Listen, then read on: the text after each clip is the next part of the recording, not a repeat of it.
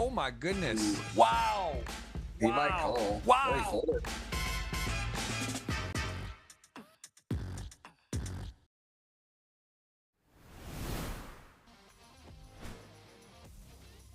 All right, welcome in, everyone. We have got a very special show today. I got to say, it is nice to be in the Bahamas. I am very much so sad that I'm here because I did get kicked off in the PLO yesterday. Didn't make it to day 2. So, again, I'm here. I got my man Mike Wasserman on for another appearance. Mike, I lost track. You might have be the most times on the show. I think it's 7. It's a lot. And obviously your partner, Mid-Stakes Mastery, Brian Paris, was on, your co-founder of that. We'll talk more about that today. But he was on just last week, and there's a look at your resume. But, Mike, how are you? Where are you? What's going on? Doing good, man. I am in Vegas here for the WPT Prime and the 10K. Yeah, and excited to do the show again, always. I love this show. We get to learn. We get to see some of the best play. We get to see their whole cards. I mean, it's such a privilege. So I'm always excited. It is fun. I got to say, there's literally nothing in the world. The day before, I know you got some big action out in Vegas, although I'm biased and greatest tournaments and series and brand in the world, WSOP and GG. I'm in Bahamas. We're going to look at the winning hand from last week, but it is a tune-up. Like, I got a good feeling for both you and I this week. I got a feeling we're going to go deep and have a great results. Nothing guaranteed, but it is a nice study and kind of review session as we see the players battling here. This is for the title. Just last week, Sven Anderson, you can see covered by a lot. We see another Brazilian, Austria. It seems right, Mike. Those are the guys that make it to the end the most often. They're just at the final table almost every week. These countries, we see a top pair, kind of a dicey board. And heads up, what are your thoughts here with the weak top pair? Hard to make a pair and hold them. Yeah. What's the blind level here? I think they had it was at 125. I guess this answers that. I think the button had about less than 20 bigs. Yeah, so they get in pretty fair fight, right? The 2 overs, ace-9, open-ended versus top pair, and he does cover by a lot, does get it in, does hold and get in there. And I mean, what are you thinking there generally with the weak top pair and heads-up play? I mean, you can be in some big trouble there, but also, again, hard to make a pair. Seems like a pretty standard hand, top pair versus a good draw.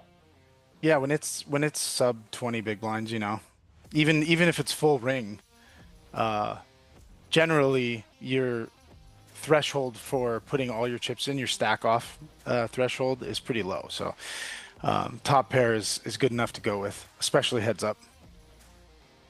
It's exactly what I would say as a standard win. Nice to finish off with the clean thing, because heads up, it's not easy, right? Heads up, you battle, you double up, get there. It's hard to close out, hard to actually get the win. There is no deal making on the GG Million, so you play to a win, and that is what you see. The payouts are what you get as we again have a star-studded final table. And I actually only one prior winner, Mike, in the GG Millions. I believe Valdemar, who has 3 titles, is there. Dominic Niche took second back-to-back weeks, has not won. We're going to look at our final table here shortly, but here's a look at the all-time ranking on the GG Millions as we see some big names there. Who here are you most familiar with? Who have you played the most with out of this all-star lineup of all elite of the online poker world? Way back, I played with Juan before he became the real Malacca style, when he was in his baby years playing 100 or 200 ABI.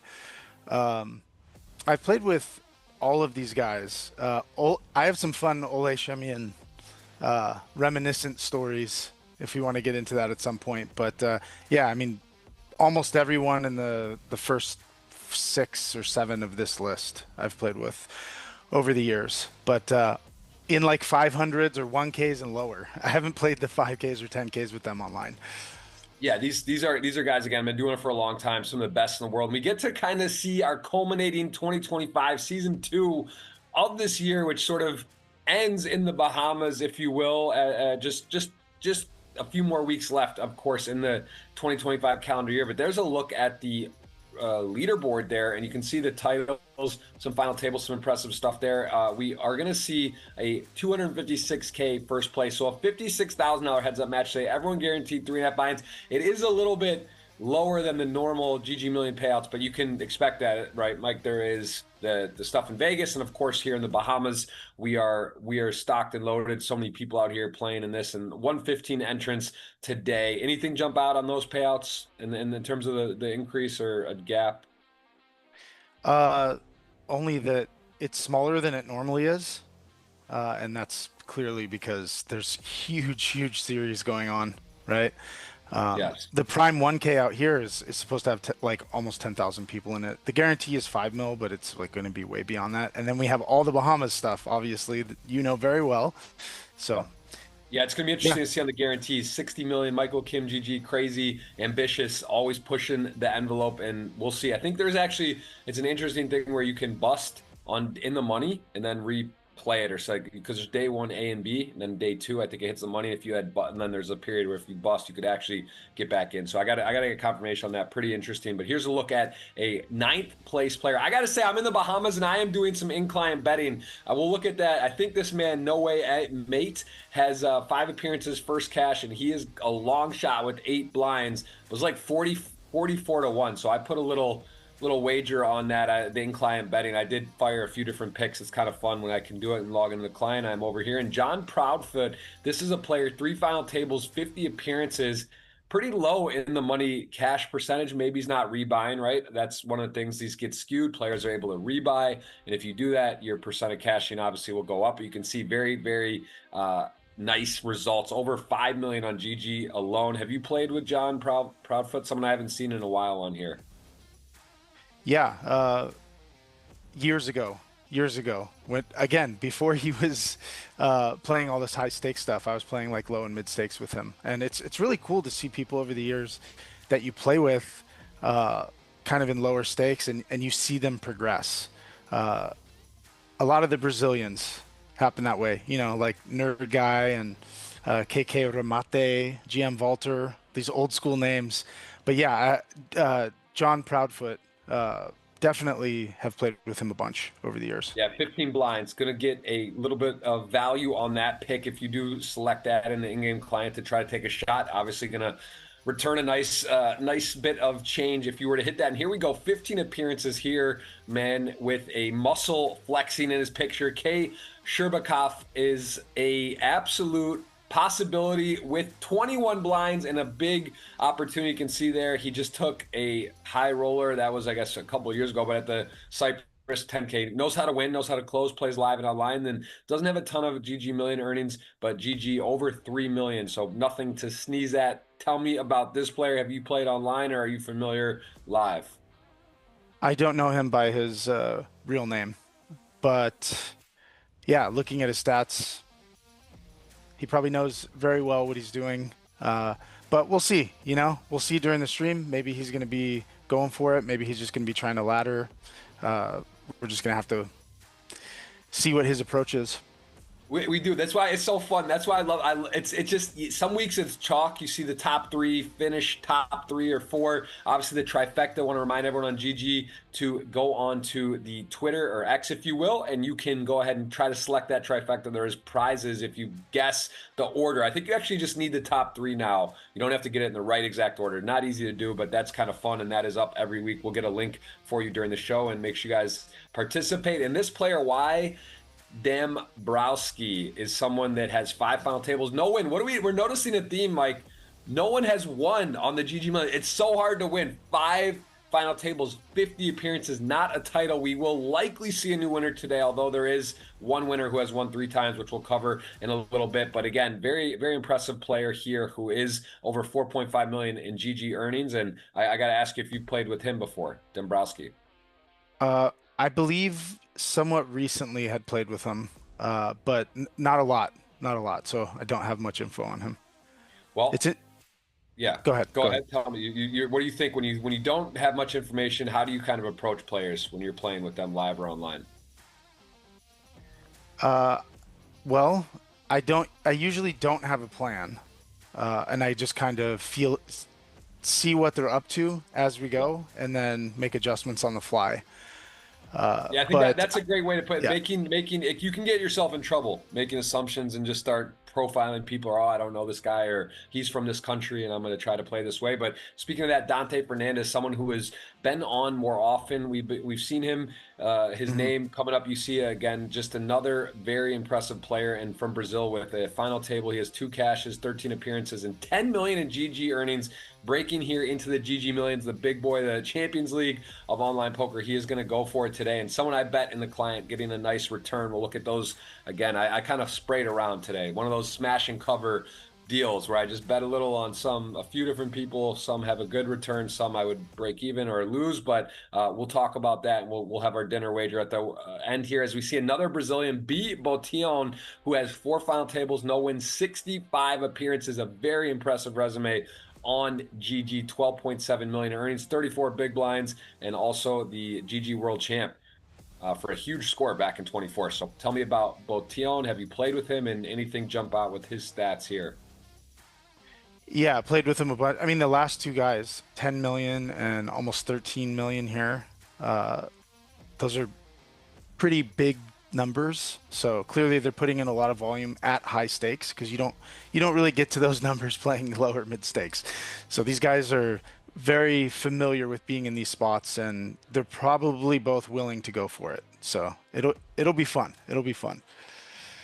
Very, very well said. And here is a man, here he is, the first one of today. He has 3 wins, and I got to tell you, experience is so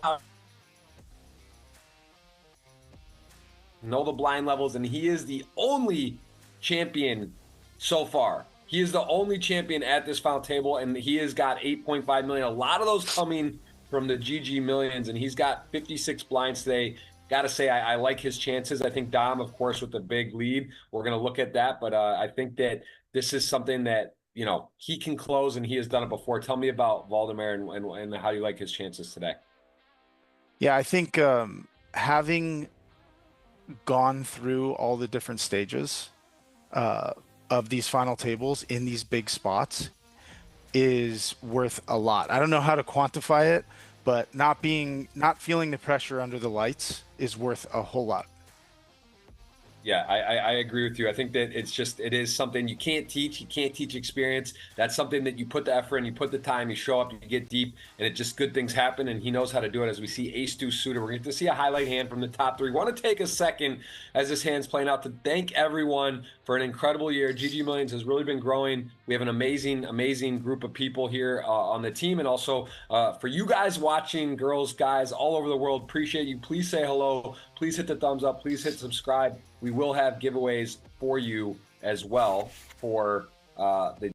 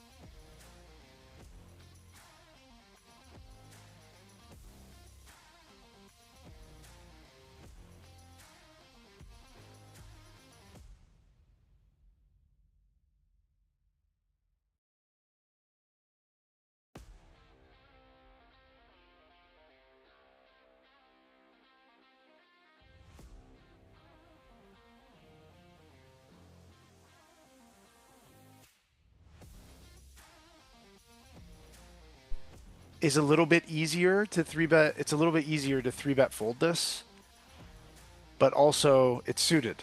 So some people might feel compelled to like once they three bet this, they can't fold it. But there's a lot of small three betting. I feel like we're moving back in time. You know, we're seeing the ebbs and flows of the game and seeing people, you know, three bet percentages used to be higher and they'd use smaller sizings. Then it moved up to bigger sizings. Now it's like back to small sizings. So Yep. in order to have a three bet fold range, you have to go small here. Yeah, that's it's a very interesting. You're so right. The game does evolve, and it's almost like if you took a break from poker and came back, you might just come back at the right time or be in the right strat, because it does change. It does constantly shift. And just to be clear, do you see the 9 deuce deuce board right now? Is it is it on Valdemar? Okay, because I think I got chopped connection, so I'm okay. We got it now. Now we're in the right spot. All right, so ace deuce, decent flop. 3-bet the ace deuce suited. You get the 9 deuce deuce, 2 spade, kind of the effective nuts. What do you like small size? He goes super small there. Are you on board with that? Yeah, I mean, I guess you could check back, but I think just like anything from a min bet to 1.5 bigs. Generally, the c bet sizes in these spots are very, very small because the SPR is so low. You know, stack sizes are so short. Again, you can't. If he c bets half pot, he can't fold to a shove, right? So like, he can't really support a big bet strategy if he's going to be three betting small and c betting at a high frequency. He has to go small. And he actually turned to jack. Wow. That is sick. Yeah, just a sick pot, big pot, big hand, and you know, I guess you can't really blame the ace jack suited as played. I mean, pretty dirty. Your opponent has a deuce. Obviously knows Valdemar is capable and willing to put some chips in the middle light as he did pre-flop and on that board and that turn. I think the hand kind of plays itself out. Yeah, anything stand out as a little bit off there? Or do you think that's a pretty standard as played?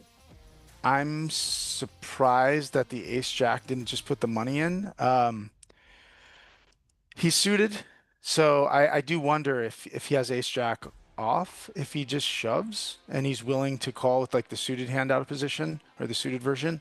But yeah, that's the only thing that I'm really thinking about there. Yep, I'm with you. It does seem pretty standard after as played, but there is that point where there is usually a point in a poker hand where you have a moment to make a decision where it can kind of go various ways, and often it's not the very end result. If you play a hand a certain point, then the hand kind of takes a standard route, but something to think about there. Only the 4th appearance here from Osmirko Artem. And we see one final table though, so is got some pretty good form. 93 blinds, 4th appearance, and has earnings of 257,000. So off to another good start here. 2nd in chips with 93 bigs. Have you seen this name before, Osmirko? I'm not as familiar. Not familiar with him, but you never really know. Like we're gonna see as the stream progresses. There's names of people that I've seen on this stream that I didn't know and played extremely well, and then there's people that I didn't know that were making some questionable plays. So it's really we're just gonna have to wait and see. It's fun. That's why it's fun, because it is literally can go any which way, as we do see the 10-9 open here. Not a hand you're going to see everyone open, but does have 10-9 offsuit, does have a healthy stack, a lot of chips at this stage of the tournament, as you see Valdemar actually with even more. But this is fairly early stages, and now we see Mike McCrary. Is that Mizrahi? I'm sorry, Mizrahi. Yes, that is McCrary. The man, the myth. He is on GG's part of the team, and he is in there, and he's 3-betting as we see the 9-10 versus the King 8-5 3-diamond flop here. And Mike is in position. Mystery hand. We don't know what he's got.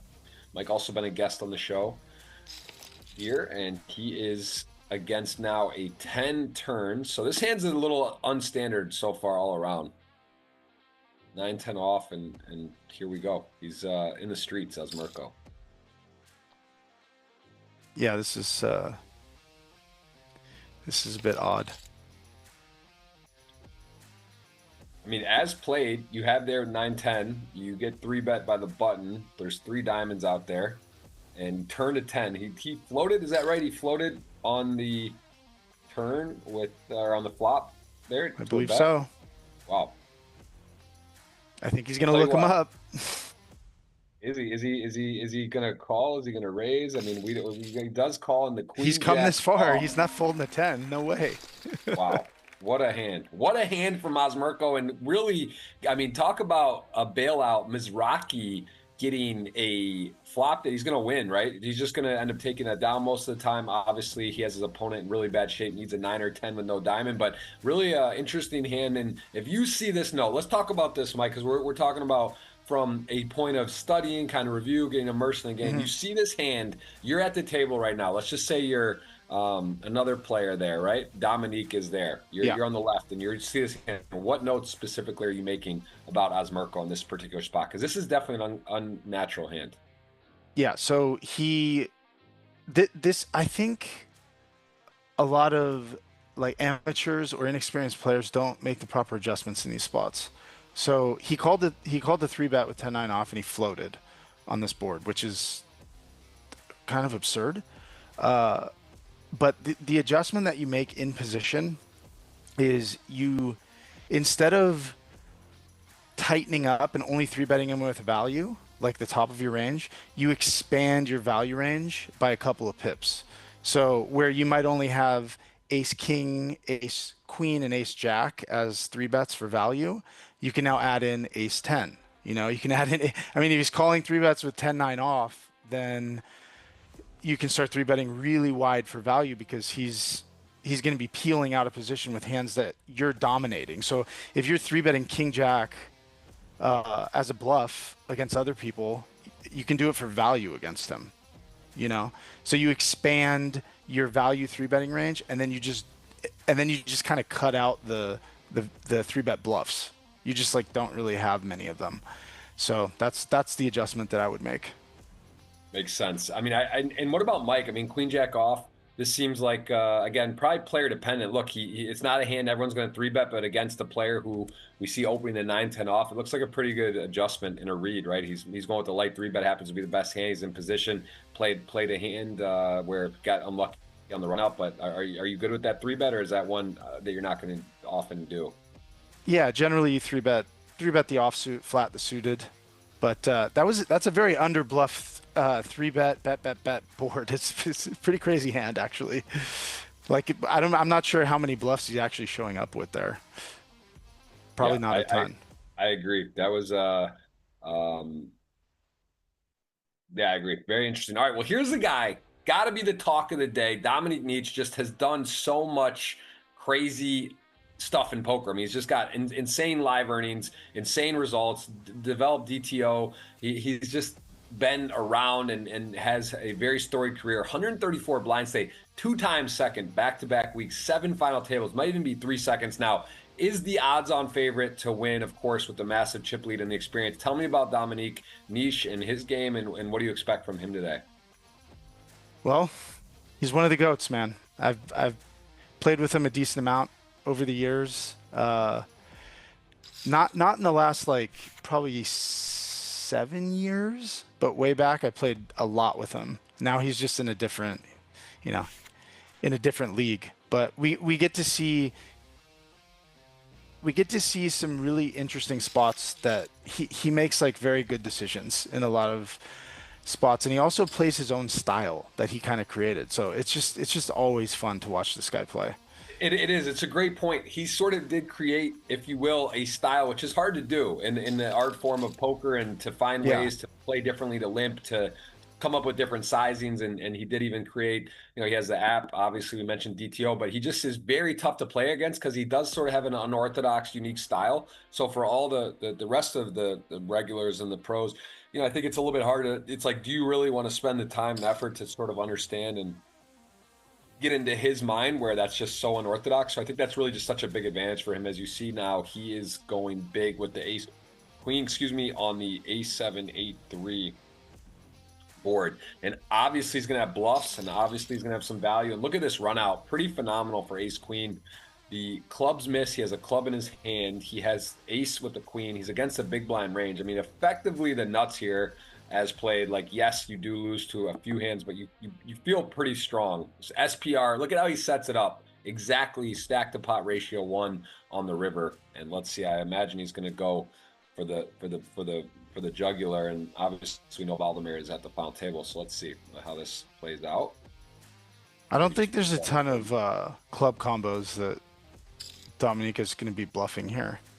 Yeah, I think true. He has a queen of clubs in his hand. I'm just saying, I agree. I don't think that's like that's probably not one of the better ones if it's like queen jack of clubs, just to go ahead and rip in missed club draw. But let's see what we get to see. I mean, if again he's going to fold, I guess. Otherwise he would be out, right? And he's in, or he would call and double. And we know Dom's a chip leader, so I guess we're just going to see a fold based on the stack sizes. But I'd be very curious. Let's talk about what you would want to call there, as we still have some time in this hand. He does show the queen of clubs, which is a interesting show, as we know that's not enough. And I'm sure Valdemir had something. What do you think he's folding there, and what would you say you would call with? he's folding quite a few hands. I don't know if he folds any ace-x or if how he's kind of developing his he's bluff catching if he calls the river, right? Because at that point he's just giving Dominic the lead in the hand, and he's not, he's not like check call leading.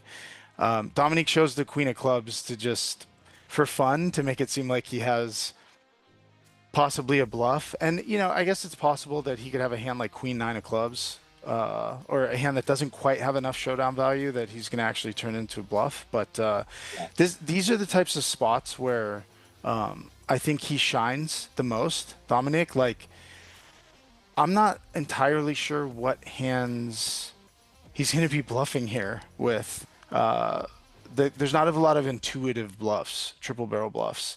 So he's good at finding those spots. He's good at finding those hands. So, but I think the big blind is folding a ton of hands here, because Dominic is now repping the very top of his range, and putting them all in. He sets it up, just like you said. He set up the stack to pot ratio 1-to-1. Again, that's another interesting, intricate part of the hand is does he want the SPR to be 1-to-1 on the river or less? So yeah. I think it's all point. Amazing. It's a great point. It's fun. It's also would have been cool to see that. Nice thing about today is we are going to see the whole cards up for everyone. There will be some potential mystery hands. We'll have GTO Wizard involved, but let's dive into it. You know how this goes. We've done this many times. We'll put a dinner wager on. I think we're might need to put an airfare or something extra with all the dinners and the different bets we've had, but let's do it today. We'll do a nice dinner wager. Hopefully get to connect here at the end of the year coming up, but the odds on favor is Dominic Niche. You know what? I'm going to let you're the guest, and we are going to let you pick first. So I guess, yeah, I'll let you do that, and we'll alternate. And I did make numerous wagers today in the client since I'm in the Bahamas and did it, but I'll tell you about that in a little bit. Your first pick. Who you got and how much out of your 100? All right, so I'm going to take Dominic. I didn't do that. Last stream, I took last place and just bet a lot on him. It was very gambly. Yeah, I'll take Dominic, and I'll just go 40. Yeah, I'll go 40 of my 100. Okay. Well, let's see. Okay, so I will pick second. I'm gonna go with Palomar. I'm a sucker for repetition and just understanding what the tournament offers in the different stages. So he's the only winner, 3-time champ. I'll take him. Offering 7-to-1. I'll bet 40 on him. So that would be payout at 280. All right. So that's my 40 of 100. Your second pick. Who do you got? I'll take B. Bation, the Brazilian. Let's see, 40. I'll put 30 on him. Okay, nice pick. I'm going to take the other Brazilian. I'm always a sucker for the Brazilians. Got a lot of faith in their game and what they're doing at the moment. So I'll take that for 30, and that will leave me 30, and you'll have your last pick as well. Who do you got for your third and final pick for your allotment? Well, I'm going to take Proudfoot, but I think I want to kind of change my number a bit. I was thinking that in my head. I was just, because it is, if you bet 40 on Dom, you can't, you would lose money or break even basically. So it doesn't make, you'd want to bet more probably, or fade him. Yeah. So maybe 50 on Dominic, and then, 50. And then on Bation, I'll go 30, and then Proudfoot 20. Odd for 20. All right, I'm gonna take Just a big bet. Dombrowski for my final 30. I love it. I did fire in the client, so usually it's similar when I don't play many table games ever, but if I do, I like playing roulette. And I had a I don't want to say invented a theory, but I do a smash and cover. So I like to bet a lot of numbers and I bet various sizes. So I kind of like hedge, break even on some, but I have a lot of the board. So I'm basically fading Artem.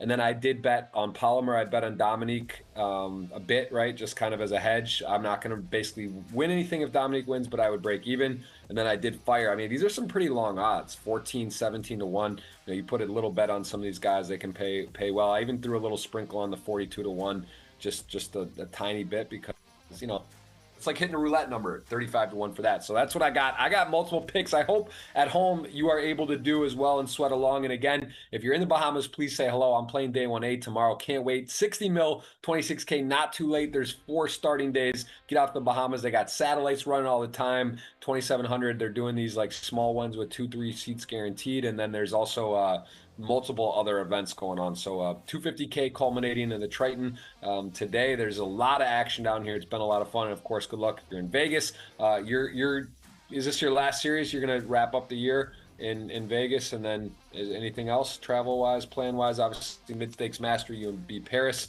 are involved. I know your coach Boyvin's still in the 250K, who has been for the last year or so you've been working with. So good luck to him. And tell me about your end of your year. What else you got going on down the stretch here? This is really it. Like, I'm gonna play this win series, and then it's the holidays, then it's January, and then we are in our first half of the year where we start to think about preparing for the World Series. So, it's funny how quickly I start to think about the World Series and plan out, you know, the 5 months before that and leading up. So that's where my head is at. But yeah, not a ton of poker at the moment. I love it. Well, Besides listen, this. let's take this opportunity today. Let's have a great show. Let's learn. Let's lock in. We are going to take a short break. We'll be back in 5 minutes. We'll do the seat selection and we will play to a winner. We'll see you in a few.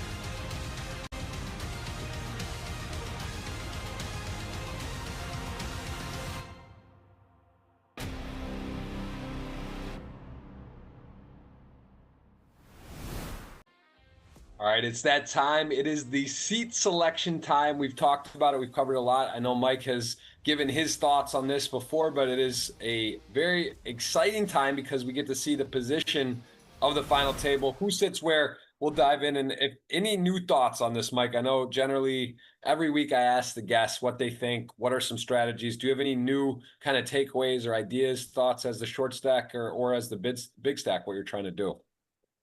Yeah, in case those those of you who aren't familiar with this, the chip leader chooses last and the short stack chooses first.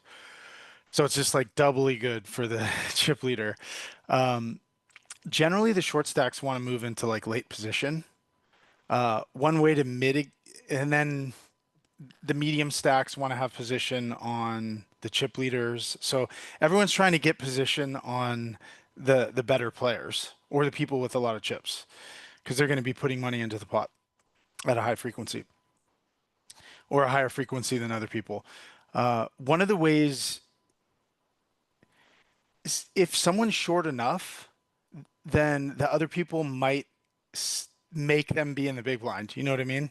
Like if someone's really short, they'd really be in trouble if someone switched with them just to have them in the big blind. But one of the ways to mitigate the risk of getting the big if you're short is you just take the small blind. So you just like eat the half a big to ensure that you're not in the big blind. So that's one strategy that the short stacks can use because if they try to move into late position, it could get taken away from them very easily. So yeah, I mean that's just one thought, but generally the short stacks want to move into like a hijack, the cutoff, or the button, right? So they're not paying the blinds for most of that orbit, but we'll see what it ends up being. I'm curious to see uh, where ends up and where Dominic ends up, and then Yeah, so it also looks like, go ahead. sorry, Go one ahead. one more thought. Osmirko, they want to have position on him too. Like, so yeah, here we go. So Dominique's spot, it's going to be very tough for Osmirko. I'll just say that.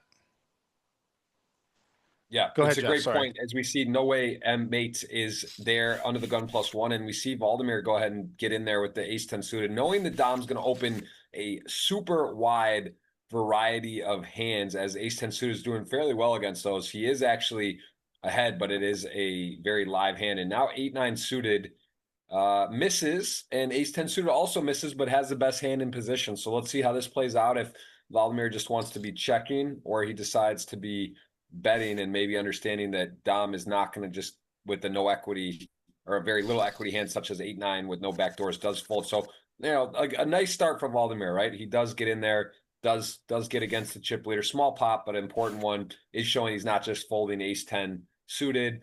He's willing to battle and starts out with a nice pickup there as he does open fold fours on Dom's big here. Yeah, it's worth noting a little bit. A hand that doesn't have good blocker effects and isn't going to play great post flop, and he's opening into the chip leader, so he just passes. And it's full ring at this point. So you can't go too nuts and open too many hands. Yeah, this some you'll see people fold the low pairs, and this is actually First interesting all where in.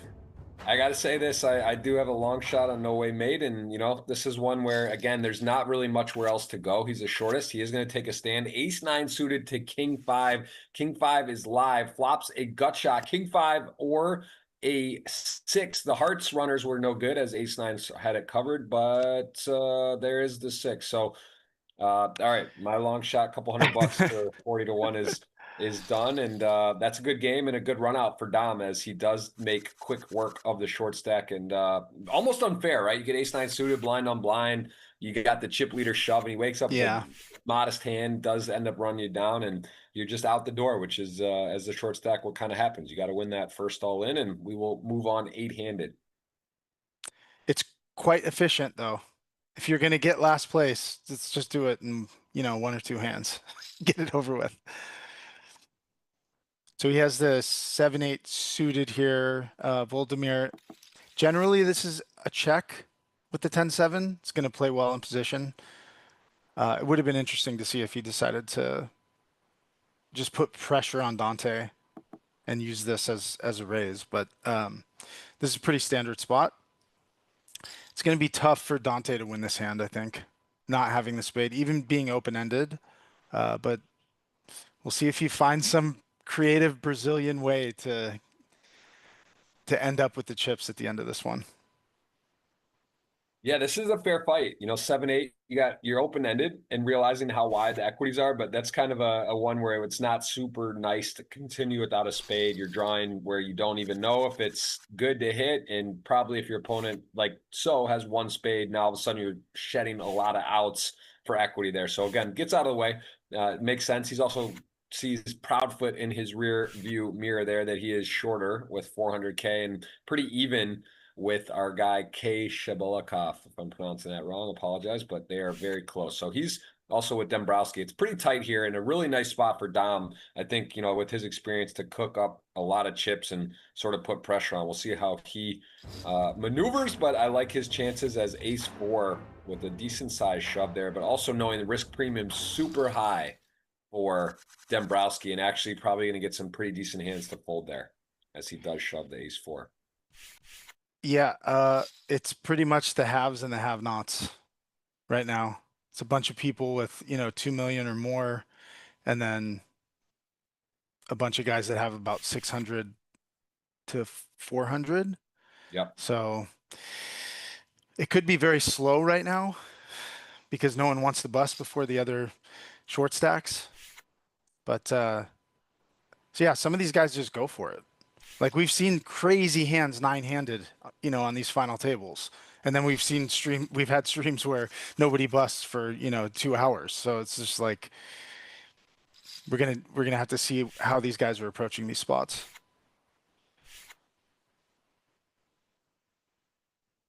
Yeah, no, it's super interesting. This is a very, very much so wide open final table. As you mentioned, there's sort of two parts. There's like 2 tournaments going on. You're either kind of short or super healthy. As Bibo Tom, though, with 1 million, he's kind of in the middle. And other than that, it's everyone else is either short or healthy. So let's see how that goes. 1530K. We do lose a player early. Blinds up every 20 hands. You can see in the upper left of your screen, we're on level 26. 13 more hands and the blinds will jump. And as we lose players more quickly, it does go faster, right? Because the blinds hit quicker. There's less players per decision each hand, and that is a factor as well as a nice suited. I'm sorry, Ace King. We see 8-5 suited, a hand covering. Certainly going to want to play here. Don't see any other play than call. Ace King is up high in the range, and everyone with a little something. Ace King, pretty good flop to start here.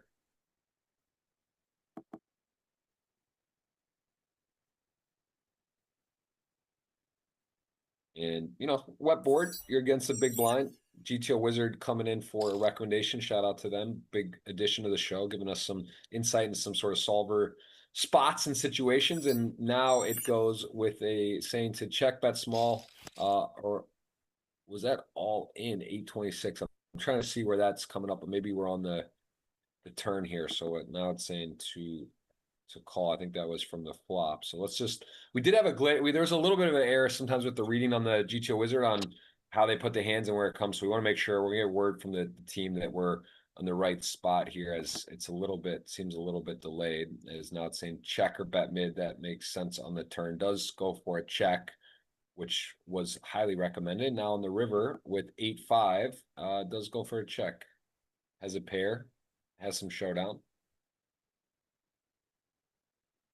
I think he is going to go for value here. It's just going to be interesting to see if he goes for a big bet or like a medium-sized bet. Okay, yeah. So he just goes for 200. It would be pretty savage if he turned this into a bluff, but yeah. Generally, like bet, check, bet is value at like a pretty high frequency. At higher stakes, that doesn't necessarily hold true, but at like low and mid stakes, that's not a line that is a bluff very often.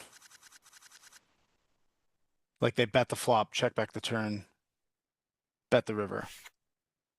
So Proudfoot just got walked with aces, right?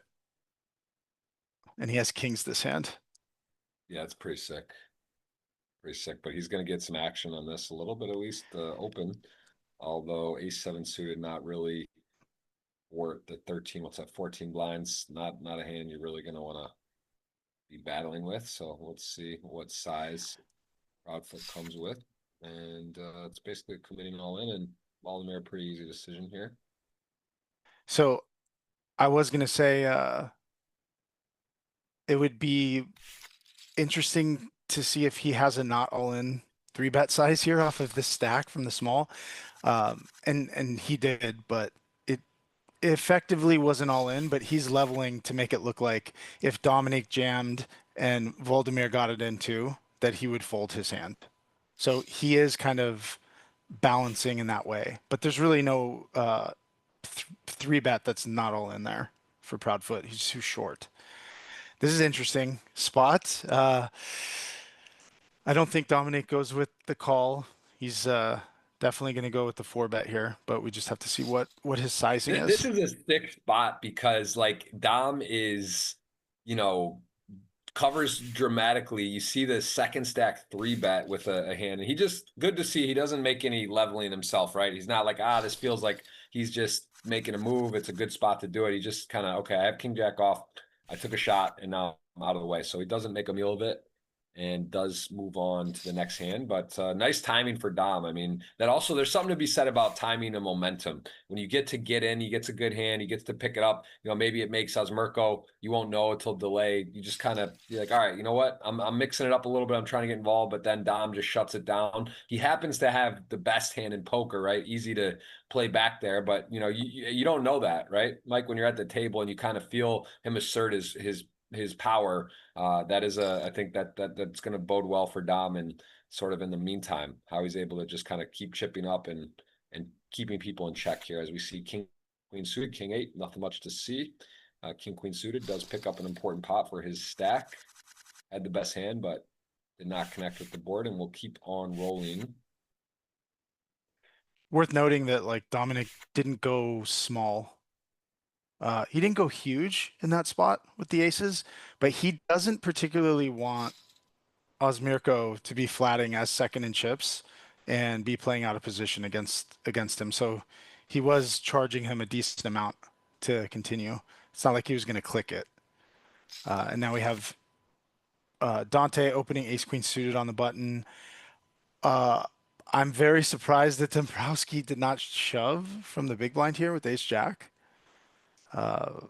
Actually, it's 30K big blind. Okay, so he had 23 bigs to start the hand. Okay, so I assume if he had anything less than 20, he would have ripped. But this is just like a stack size where this is a very unlucky turn for the ace jack. He's not supposed to have like that many ace X hands here. So, and he's expecting, he could end up getting stacked here. He could end up getting stacked. Let's see what Dante has in store for us on the turn as far as sizing goes. He's thinking about stacks here, Dante. Yes, you lose to Jack 10, but other than that, you basically have the nuts as played, Yeah. right? You're just feeling very comfortable with your hand. You're looking to get value, and you know, Ace Jack also very high up your point. You know, you could see him being aggressive pre-flop. So as played, he's very high in his range as well. So yeah, depending on the river, you know, obviously we see a Jack, a 10, a diamond could slow things down, but other than that, we may have to. You're right. You might just get it in, and I think that's also he's weighing on the turn. Does he want to just call? Does he want to maybe let some hands that are inferior with some semi bluff equity be in there? But as played, he's going to check, and you know, this is nasty. This is a nasty spot, and I can't imagine anything but a shove and then a decision here. I mean, can you think of natural bluffs here? Maybe like 10-9 of diamonds or something? Yeah, like a 10x or Jack X with Yeah. But even then, it's like as played, it's just like I think you expect people in this spot with these type of ICM situations. It's like pretty ambitious to just rip it off. Of course, these guys are capable, top players in the game, but you know, he's burning some clock, and rightfully so. And I think he pretty much Knows. Oh, wow. Checks. That is surprising. But hey, listen, I will say this. We're in the booth. It's an important pot. There's some very short stacks. I am surprised, and I'm listening. I'm conservative. I got two little kids. I've been known I'm a little on the tighter side. I'd be confidently ripping that, I think. But hey, he made a read. He went with his gut. He didn't go for it there. Also, I think that comes down to the really big part of that is what am I getting called by? That's worse. And I think there's not a ton of hands. That was maybe one. Is he calling always there with ace jack? Does he have to, or do you think there's a chance he folds that?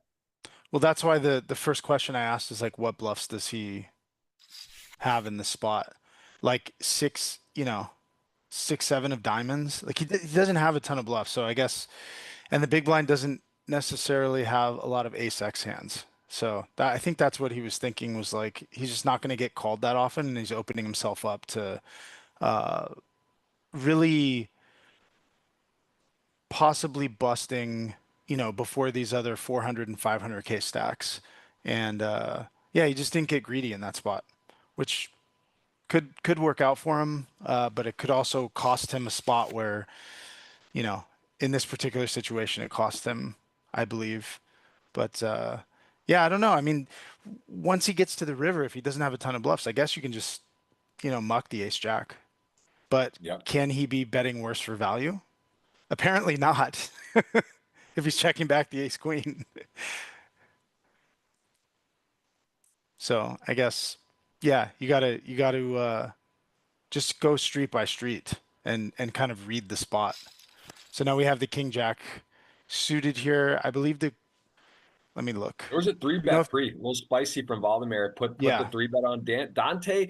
I don't mind the four bet jam. That's one that the solver too loves, like the king jack suited and kind of these late position spots with the stack size. But he is comfortable playing post flop, and honestly, a pretty good turn. The problem is you're dead, right? If your opponent does have the ace, but like there are hands he's messing around with. You do have the jack with the king kicker, and I will be very curious how this plays out if it goes call and then brick. But I mean, Dante, all of a sudden, you go to the post flop streets and now you're in no man's land, although the board is getting a little bit better for you with that ace pairing. I think if Dante was a little bit shorter, he might mix some shoves in over the three bet with this hand. Yeah. I'm not entirely sure in ICM. Have to do a little bit of digging, but this is the cool thing about how final tables play out and the way ICM works is like he doesn't have to use a big size in these spots. You can see that he's folded the king jack. Um,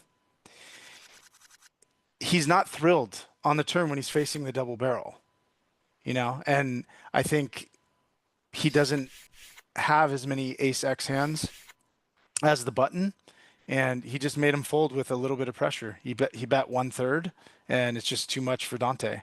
See, now Dante's decision to check back with the ace queen is pretty interesting because he would have had enough chips to like peel on the turn there and maybe get to showdown. And here, because it would have cost him a third of his stack in a spot where he felt like he was capped, he just decided to fold and just wait for another spot. So these decisions do compound. They compound in tournaments in general, but at final tables they compound very quickly because the chips are finite. So you need to be very uh, very aware and cognizant of where you're putting chips in and where you're getting value Yeah. from, because you need to win all the chips, right? I mean, that was a big Obviously. pot for Valdemar. He's semi-bluffing, but really a nicely constructed pot. And you see the power of that hand. He gets his opponent to fold the way better hand in a spot. Yes, he had some outs, but nice pickup there. And Dante, I would have This is interesting here. like to see him go for it. And this is quite a river here too, the 8, and he's gonna check it over. And does John go ahead and just snap check back too? Just says, hey, I'm happy with this board, and there's a lot of small cards there, and good check back, good check back. Pretty straightforward though. He had a hand that he was happy to show down. Expects to win that a lot, but is going to be against hand like that or two pair, some other a king X. So he does check, and here we go. Valdemar cooking with the queen 10 suited and ace 8 off in the small. It's one of those hands you can't really get in there with, but you realize you could have the best hand. Also, Valdemar, one of the more aggressive players. But not much you can do ace-8 there, as we see. Welcome in, everyone. Appreciate you being here. We got over 700 on. We're just getting underway. We had the pregame show, got the giveaway. That link, Jeff Bros Poker. Go to the X, pin tweet, retweet. Guess who wins? $50 cash. We got 3 $50 GG tickets. End of the show. That is going to be if you're subscribed and you hit the thumbs up. So I'm just seeing how many we got in here. Only 72, 10%. We can get better than that. If you guys are having fun, if you appreciate Mr. Wasserman and also the Mid-Stakes Mastery, Brian Parrish was on last week. That is the co-founder of that. We'll get the link in the chat for you as well. I'm on my mobile setup. I'm in paradise. I'm in the Bahamas. Actually, since I can turn my camera, let me see here. Let's see what we got. It's a little cloudy today, but we're right out there. Got the ocean kind of lurking there, and a nice spot. But it's cloudy, man. It's in Bahamas. Not super sunny today. Don't mind being inside here knocking down this show, and we're having fun, man. We're getting locked in, bro. We're gonna have a big score to end the year. It feels like the right time to do it. Right at the end of the year here, we're gonna go ahead and just get practice, get studied, watch some tricks. We're seeing Dom now attack the 8-10 suited. Hello, Dom going to work it. I'll tell you what, Artem, this could be bad timing for Dom, right? Because he actually had aces before in a similar type spot, squeezed. This time Artem actually has a better hand, and he's going to be in position closing the action. So I don't know if he's just going to go away. King 4, ace jack suited, especially if Dom with this wide of a hand, and running spades would be catastrophic. But let's see. Anyway, 10 high, no good. See if Artem, is he going to come raising? Wow. Okay. Interesting. Very interesting.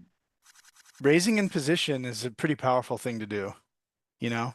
Even though he has the best hand there, like he doesn't mind getting a fold from a worse hand. He doesn't have to face tough decisions on future streets for a massive pot. So he's probably raising there with a lot of hands. Like if he's raising the ace jack suited. It's not really an intuitive flop raise, but I could understand why. Proudfoot goes with the min raise off of 12 in the cutoff. Dante, we've seen him choose conservative spots or conservative lines, but I don't think he can do anything but shove here, but we'll see.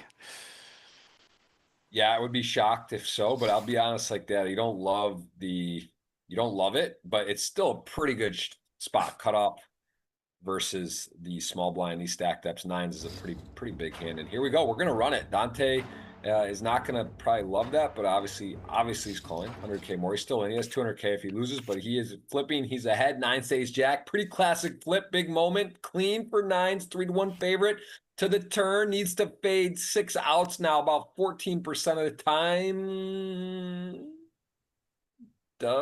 That's a spade. That's clean. Nine's going to deliver a knockout. Proudfoot going to go out, and Dante is off and running here with a big moment to about 1 million chips. So he is in the game all of a sudden, as Osmirko has chipped up a bit, 3 million, and Dominique here with 3.8 million hasn't quite got steamrolling yet, but he's been in the mix here. He's been playing. He's in pots. That's for sure. Proudfoot was my long shot. So both of our long shots are out. Yep.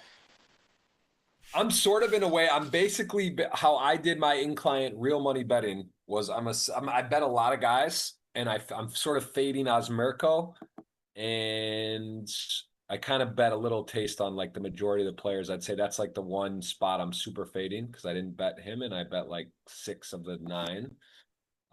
But I bet like very small on a few that were long odds, and then I have Dom. If Dom wins, I'll break even. I think if Palomir wins, I print, and if one of the Brazilians win, I would do well as well. But it's a little bit, again, smash and cover. I have like 2 good results, and then sort of break even. I just can't have Osmirko win. I don't know anything about his game. To be honest, he seems like he's in good form, right? He's second today. He's only played 5 times GG Millions. He's cashed for about 250. So it seems like a pretty good player. And he's not afraid, which is a nice property to win tournaments. You just saw him attack on the King 4 with ace jack suited. Had the best hand, but was putting pressure on Dominique. So interesting hand here is ace queen, ace 7, and another pot gonna kind of elude Dominique. Yeah. Not a massive pot there, even though they both had top pair. Nope. Botion's just being mindful of Dominic being very capable and also having, some two pair combos, some sets and stuff. So he's, not necessarily willing to get it all in there. But yeah, so he opens Voldemir opens the button here with ace five, king nine suited shoves. It should get through. Osmirko, I don't know, that 10-9 hand was pretty interesting. So I expect to see Osmirko taking some different lines at this final table than we might expect or that are standard. So like the ace jack. I actually don't mind the raise in position. I don't know if I would have done that, but I could definitely understand why. It's probably overperforming. And this is a big flop for the 6-5 suited. He opens the Yeah. cutoff. A7 defends. Everything's normal so far. Check call. I think, yeah, pretty normal for the A7 to be check calling here. Now he has two pair with the flush draw, so he's just going to go for value and get a fold from the A7.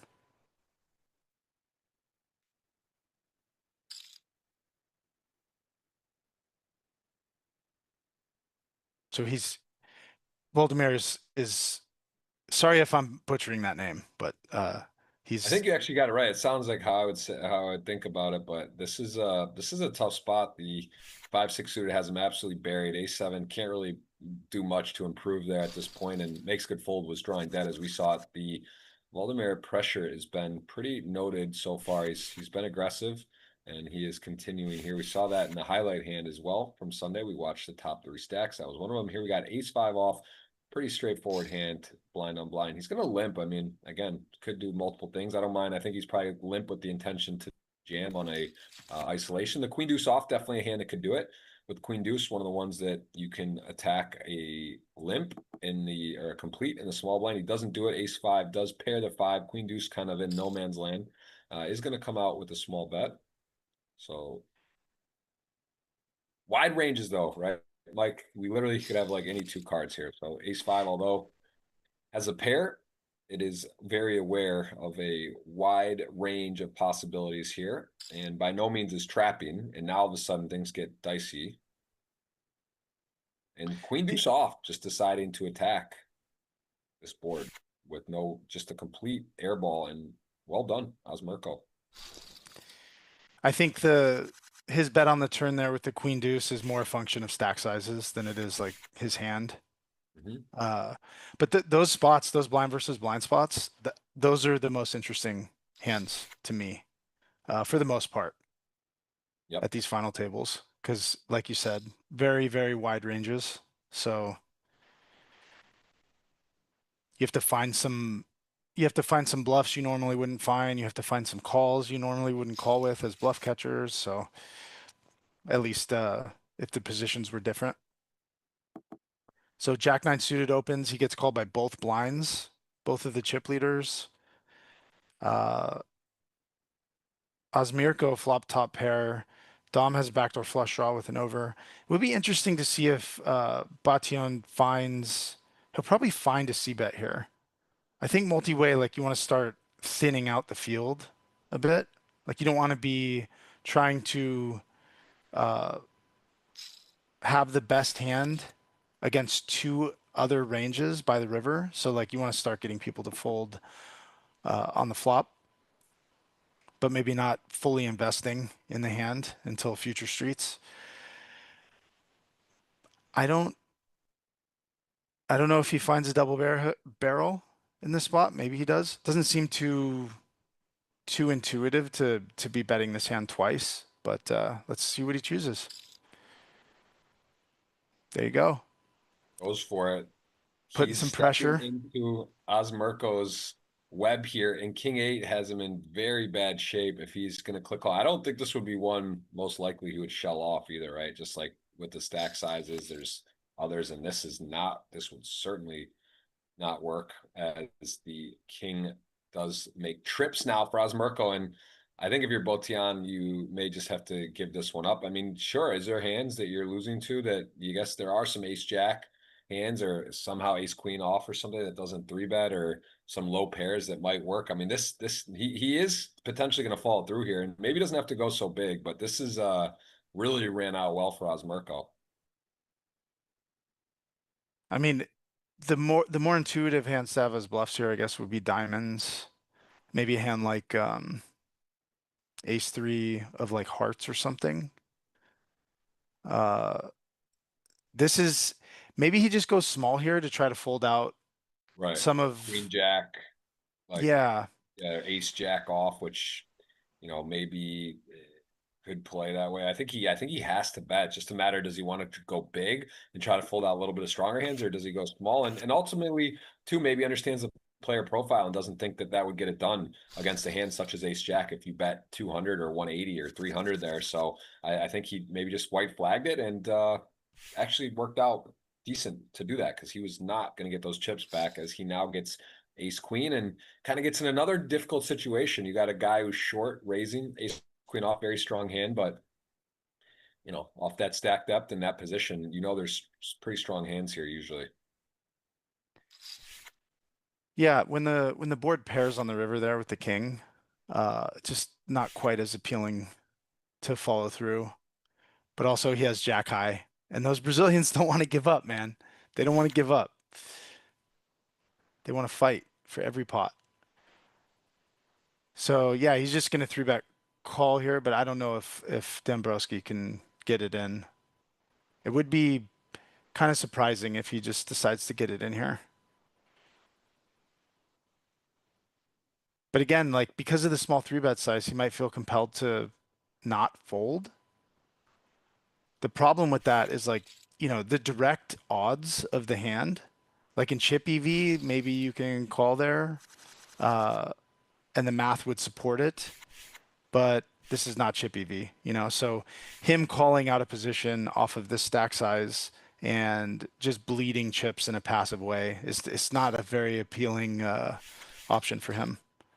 So Dom picks up the pot from opening the button with the 10-7 suited. And I think we're going to, okay, so the King Jack's decided to fold. Okay, so this pot's going to go to Dominic most likely.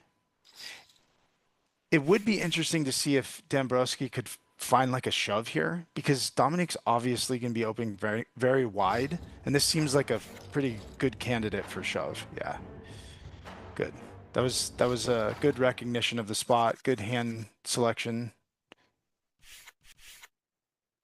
When people start passing on those spots, that gives you a lot of insight into like how they're viewing these final tables. And Yeah. if you're not aggressive, like you're not going to win a lot of tournaments. You just have to wait for hands to you're waiting to make hands too often. Blinds and annies just end up eating away at you.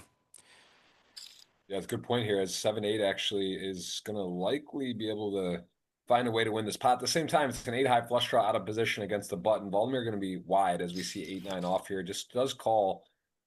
This could be weird. There's some scenario where this gets to be a weird river where it's like check down 9-high and 7-8 decides not to bluff if it goes check check. But let's see what happens here. 7-8 does turn the gut shot straight. 5 good, heart good. 7 good. And Valdemir, does he want to attack or not? With 8-9, no heart, does check back. Here we go. We get the scenario where 9-high is good on the river, 7-8 suited. Not the dream spot. You're out of position. You miss your draw, and now here you are on the river. And let's see. Does he want to bet something? He did give up that last time with the Jack 9 of spades. This is a little different, and he does go ahead and attack. And I'll tell you what, 8-9 high, not a bluff catch candidate, as it would have been good though. I think Bation is deep enough there to still have a bunch of he can have aces up, he can have jacks up there. I was gonna say like going small would make a lot of sense, but with his particular hand, he wants obviously to get as many folds as possible. Doesn't want to face like he doesn't want to give Voldemir the option or the chance to raise in position as a bluff on the river, even though he's probably not doing that very often. He just wants to get the immediate fold and kind of rep the top of his range. Totally understandable. Big blind defends the ace nine here. Osmirko goes with the 1/3 bet. It's not going to get through, obviously. This card's good for the big blinds range. It's not good for Osmirko. I would guess it's going to go check, check here. I'm just ready for Osmirko to take a line that we're not ready for. So let's see what he does. He is betting, although I actually think this is likely how he's playing this. He's just gonna bet and then check Yeah. back all rivers because he's like, all right, I get some value against 4x, 4-5 suited, maybe hand, there's some hands diamond draws where you're getting value from and also protecting, you don't get raised on. So I think this is actually a interesting play. And as we see it, it'll almost certainly go check, check here. Tens has a lot of showdown value. Yeah, And ace nine's I don't mind the uncomfortable. line. An ace nine's uncomfortable. It's like knowing it's either way good or way not, pretty much, right? Like against the ace 10 plus opening there, you're buried. If it's against some other hands, I guess you get put to a decision. There's some bluffs. And Osmirko, does he ever do anything but check? That is the question. If so, what does he think he would be getting to fold? Or is he actually maybe value sort of merging? This is a high level hand, and I'll tell you what, ace nine off.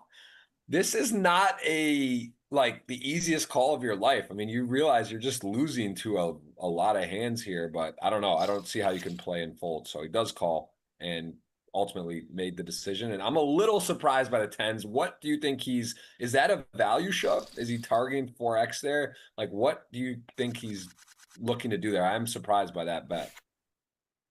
I don't think it's for value. You think he's trying to bluff like a weak what though? What's he trying to bluff? A 4? Or I mean, I'm sorry, not a 4. What other hands? It's like to bluff a weak ace? Yeah, I guess. A weak ace. Nice call. By the way, that is although it looks straightforward, that's Yeah. a big call there. I mean, there are people that might fold and his stack is vulnerable. It's the risk premium is high. It's an intense moment in the tournament as jacks now attack Valdemir. And Valdemir probably a little frustrated. He's like, look, I'm opening 9-10 off. I'm opening all kinds of hands. I'm 3-betting queen 10 off. I finally get a suited ace. And now the button, who probably is aware of how I'm playing, is going to 3-bet me. This guy's a little bit of a wild card. I think the likely play is full, but I could see him clicking it, doing something nuts, right? Like he could make it like, 480. Yeah, 380 even, the min click. So I'm telling you, this guy's a player. This is my pick, one of my people I bet on big today. This isn't going to work out here for him, but he is willing and able to battle at all stages. And this guy is tough, man.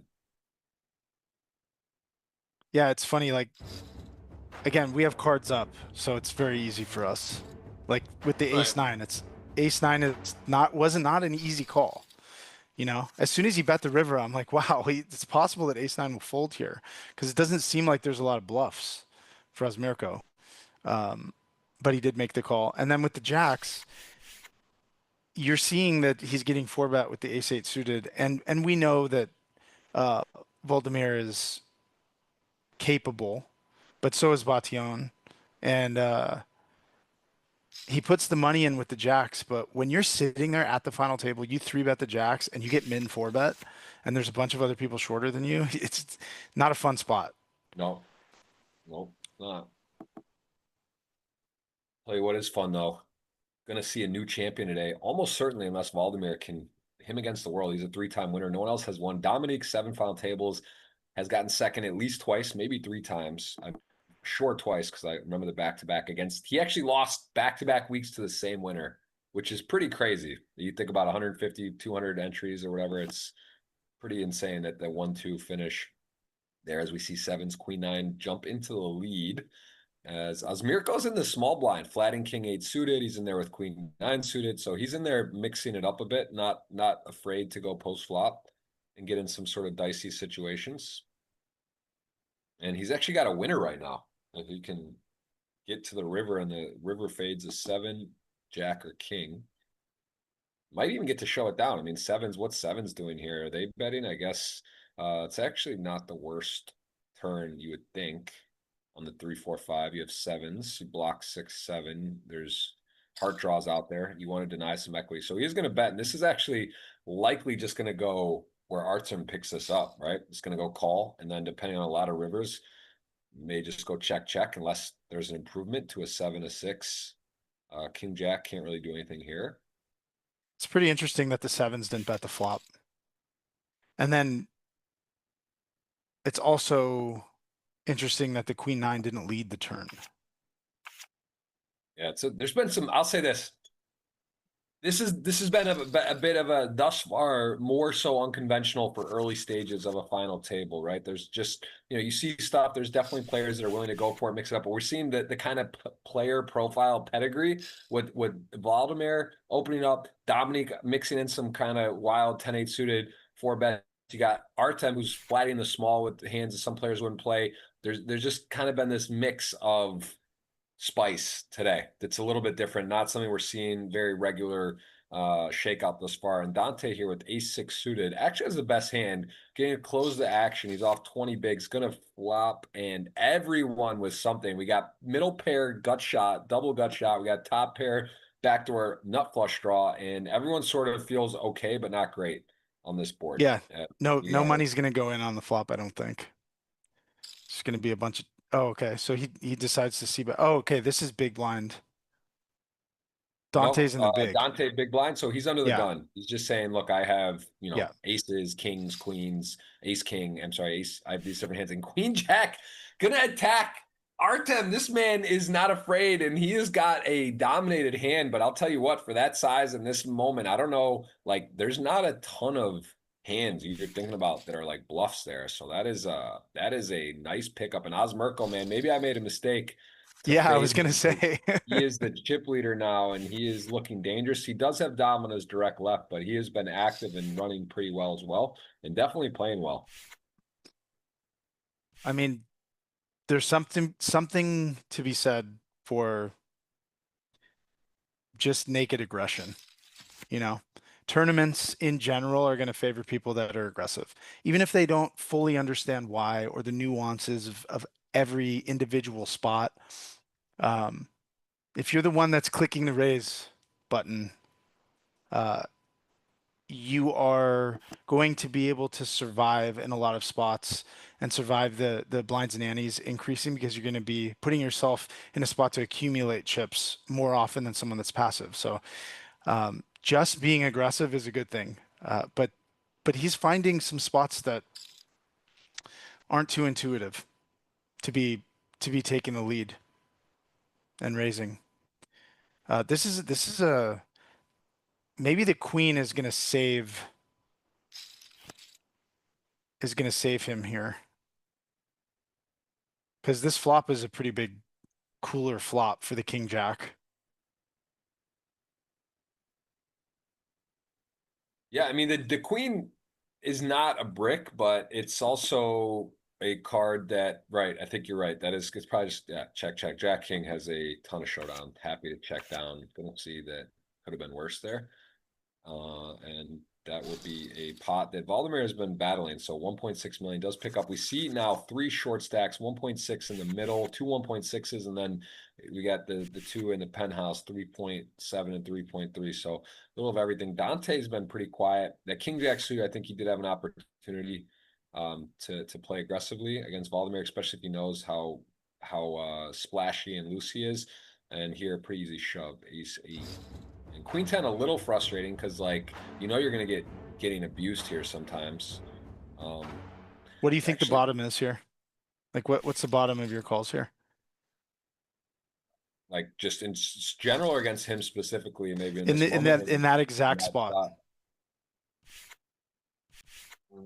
Probably like queen jack suited, queen 10 suited is even super close, but I guess like king 10 suited, that in that range, I guess any ace, but you're probably supposed to be pretty tight. I mean, ICM wise, you should be tight, but I would say, I would say that I would cut it off like king 10 suited range. What about you?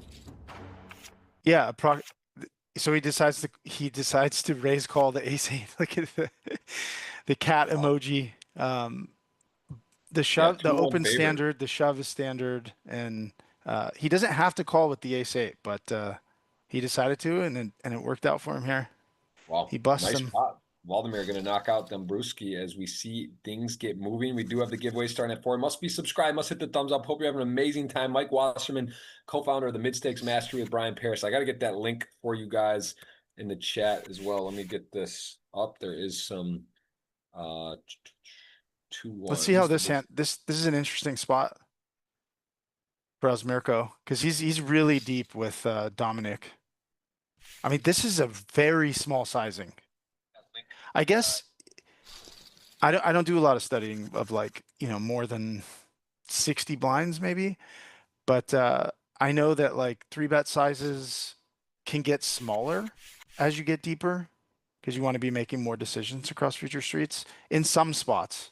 Uh, that didn't quite seem like the spot where he wants to go small and give Dominic a good price, but he did. He went with just over a 3x when they're like 100 bigs deep. Pretty interesting. Now Dom defends the big blind here on 644. Would be interesting to see if he finds a way to. He's going to win this hand now. Now that it goes check check, I think Dominic is not going to mess this up. Like he's going to find ways to win these hands. Does go with the check as Ace Jack is still in the lead if he's able to show it down. I mean, I guess yeah, there's some 7-5, some other hands that maybe he gets to attack with if it goes check check. And Dante doesn't love this, right? This board is very much so big blind range favorite, and he is going to now put a little protection bet out. And I don't know if this is gonna work. It does. Dom just wasn't interested. I'm a little surprised on that too. But again, the whole card's up, a little bit of a bias, and at the end of the day, it's Ace Jack does win, was ahead. And here we see Ace King. Objectively looking at that spot, I feel like Dominic still, when he checks, he can have hands that have showdown value that are beating the ace jack. So I thought he might mix in some check raises. I don't necessarily think the king nine is a great hand for it. He probably wants to have like a worse hand, like jack high or some sort of gut shot. But then he would also lead those hands probably on the turn. So yeah, I think he's pretty mindful of the combos that he's choosing for bluffing. He's not just like betting because the guy checked, you know. This is an Yeah. interesting spot. Is he going to choose to just shove here or is he going to call? I mean, I would assume he's just going to shove. Yeah, he just rips it in. I mean, it's the right opponent to do it against. It's the right hand to do it with. Maybe if he had like a suited ace, he would just limp call. And with his offsuit aces, he's just using them as limp shoves. Tens opens under the gun. Probably not going to get any action. Actually, yeah, Bation might call with this hand. No, he decides to fold. And that's actually pretty interesting to see, in chip EV, people are defending any suited hand in the big blind. And at the final table here, even though he covers them, he's still choosing not to defend the worst suited hands. It would be interesting to know, like, what's the worst hand that he defends there in the big blind. Yeah,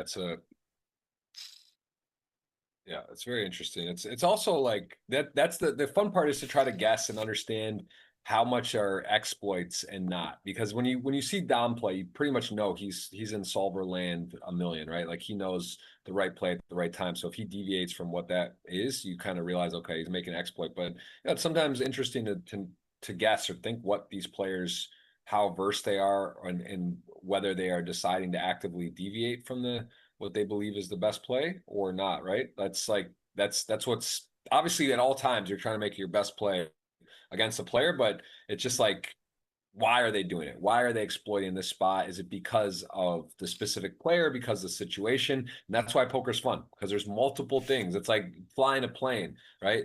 There's all these gauges, all this stuff going on that you have to adjust and be alert to. And the best players are able to make those decisions on the fly and be able to adjust accordingly. And it's also not necessarily just you. It's like, how are you perceived at the table, right? Like Valdemir's aggressive. He's like, he knows, okay, I've been aggressive. This player, I think, will adjust to that, or this player just doesn't care and won't. So that's like Daniel Negreanu, these type of guys, Antonio Esfandari, Phil Hellmuth, they're also just so good at understanding how they are perceived in the moment, and then they act accordingly. And that's, I think, what you get, to get a taste of here at the GG Millions is some of these guys that are here so consistently, they are just that good at being able to adjust and to read the table and the situation and sort of know what they can get away with or not. And that's a big part of poker.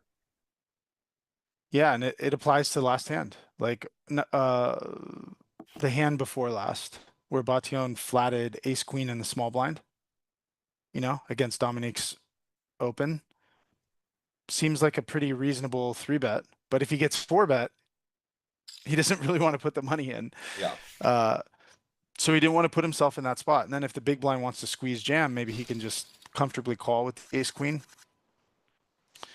So that's him adjusting on the fly and being aware of stack sizes, being aware of risk premium, understanding when he wants to 3-bet a hand like ace queen, when he wants to flat it.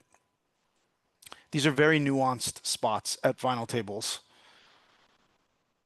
especially as the stack sizes shift. Someone has, 6 bigs versus the short stacks having 20 bigs instead of 6 bigs.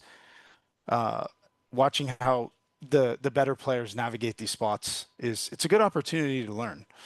And I encourage everybody watching to try to objectively put yourself in these people's shoes and think about what you would do. Because going through these thought exercises over and over is probably the most, you're going to get the most from these streams if you do that. You're going to learn the most because you're kind of putting yourself in the hot seat rather than just, what's it called? Armchair quarterbacking. Monday morning quarterback. Yeah, that too. Yeah, I think that applies as another nice hand for Dante getting some, getting some good timing here. Yeah, and so Dante's decision, obviously he's going with the hand, but he's deciding, is he going to 3-bet not all in and induce a jam from a worse hand or get called by a worse hand, or is he just going to shove it in? A lot of times with the offsuit hands, people are shoving, like sub 25 bigs. He decided to 3-bet call that hand. And this will be interesting. Like this isn't, yeah, so he's 3-bet calling here. He does have the option to call, but I think they're a little bit too shallow. Like he's just willing to run basically the 20 big blinds with the 10s here. Yeah. Gets the 3-bet through. Yeah, that's not a 3-bet as a bluff, so that would have been roll the dice, cover, maybe flipping would have been in against some of those type of hands. And this is another phenomenal hand here for Mirko, but not much. Botan with the ace-10 off. He knows that this guy can be up to no good, but this is kind of one of those hands not so fun to play out of position and be guessing whether you think you're ahead or not. But let's see, does he make a move at all? It would be bad timing to come into a raise, but he is thinking. I think he does. So he does realize that though. Osmirko is the chip leader. Osmirko is going to be opening super wide. And this is generally you see people just click it, right? Sometimes you could say, hey, I'm in position. Do I want to flat? I think this is a great spot for him to call. I do too. I don't think he's going to do it, but he might. He also plays a little bit more higher variance, I think, than others. But I almost see this as a default click at every spot. I almost never see people flat at the final table in this spot. Yeah, understandably. But yeah, I think you're right. It would have been, I mean, it would be a very good spot. You're in position, you're covering significantly, and you also I think that would have been a great time to do it. It's just very rare, and bad timing is right for Botion, who's going to shift chips over as Merkel's way. So what Bation did there is, it's kind of like a very GTO 3-bet, because Osmirko is, I think he would be viewed as sticky. So like Bation, I could totally understand if he just folded there and didn't Yeah. three bet. I also fully understand three bet. He has a hand that's easily folding to a four bet, but he's going to put himself in a spot post flop more often against Osmirko than he would against other players, where he's now bluffing post flop out of position in a huge pot. So definitely could understand if he decided not to three bet. But it looks really strong when he three bets from the small blind. So as Mirko's thinking, well, this guy's just going to put the rest of the chips in, you know? So he Absolutely. decided to four bet. But that's what the best players do.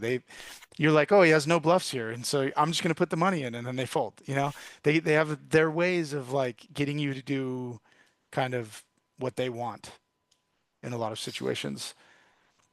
Yep. I'm going to go 3x again here, and he's going to run into essentially the exact same hand. I think that was ace queen off last time, and he did. Ace king Uh, off. okay, he had ace king. No, because he had ace You, king right after. That was button, oh, but he button also blind versus on blind.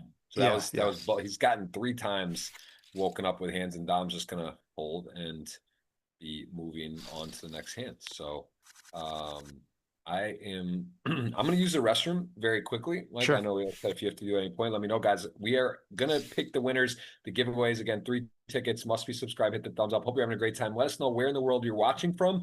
I am in the Bahamas. If you're here, please say hello. Best of luck on the giveaways, and I will be right back.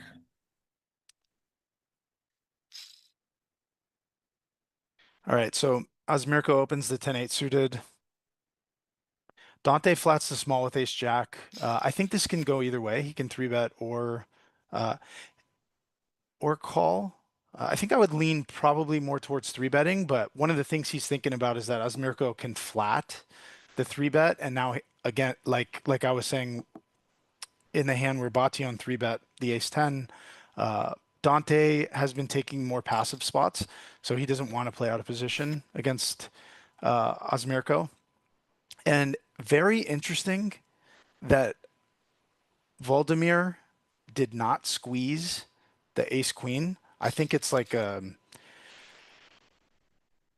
would view it almost as a mandatory squeeze, but clearly he knows what he's doing. He's been here before.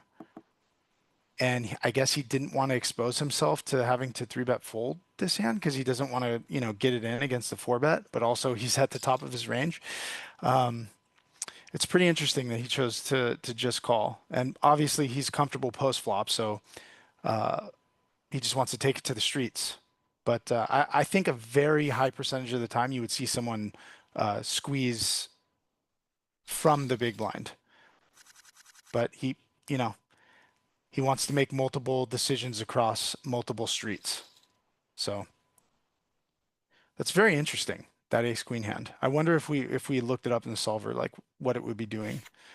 But he has history with these guys. He has reads, so he might choose different lines than you or I would take, or that the solver would take.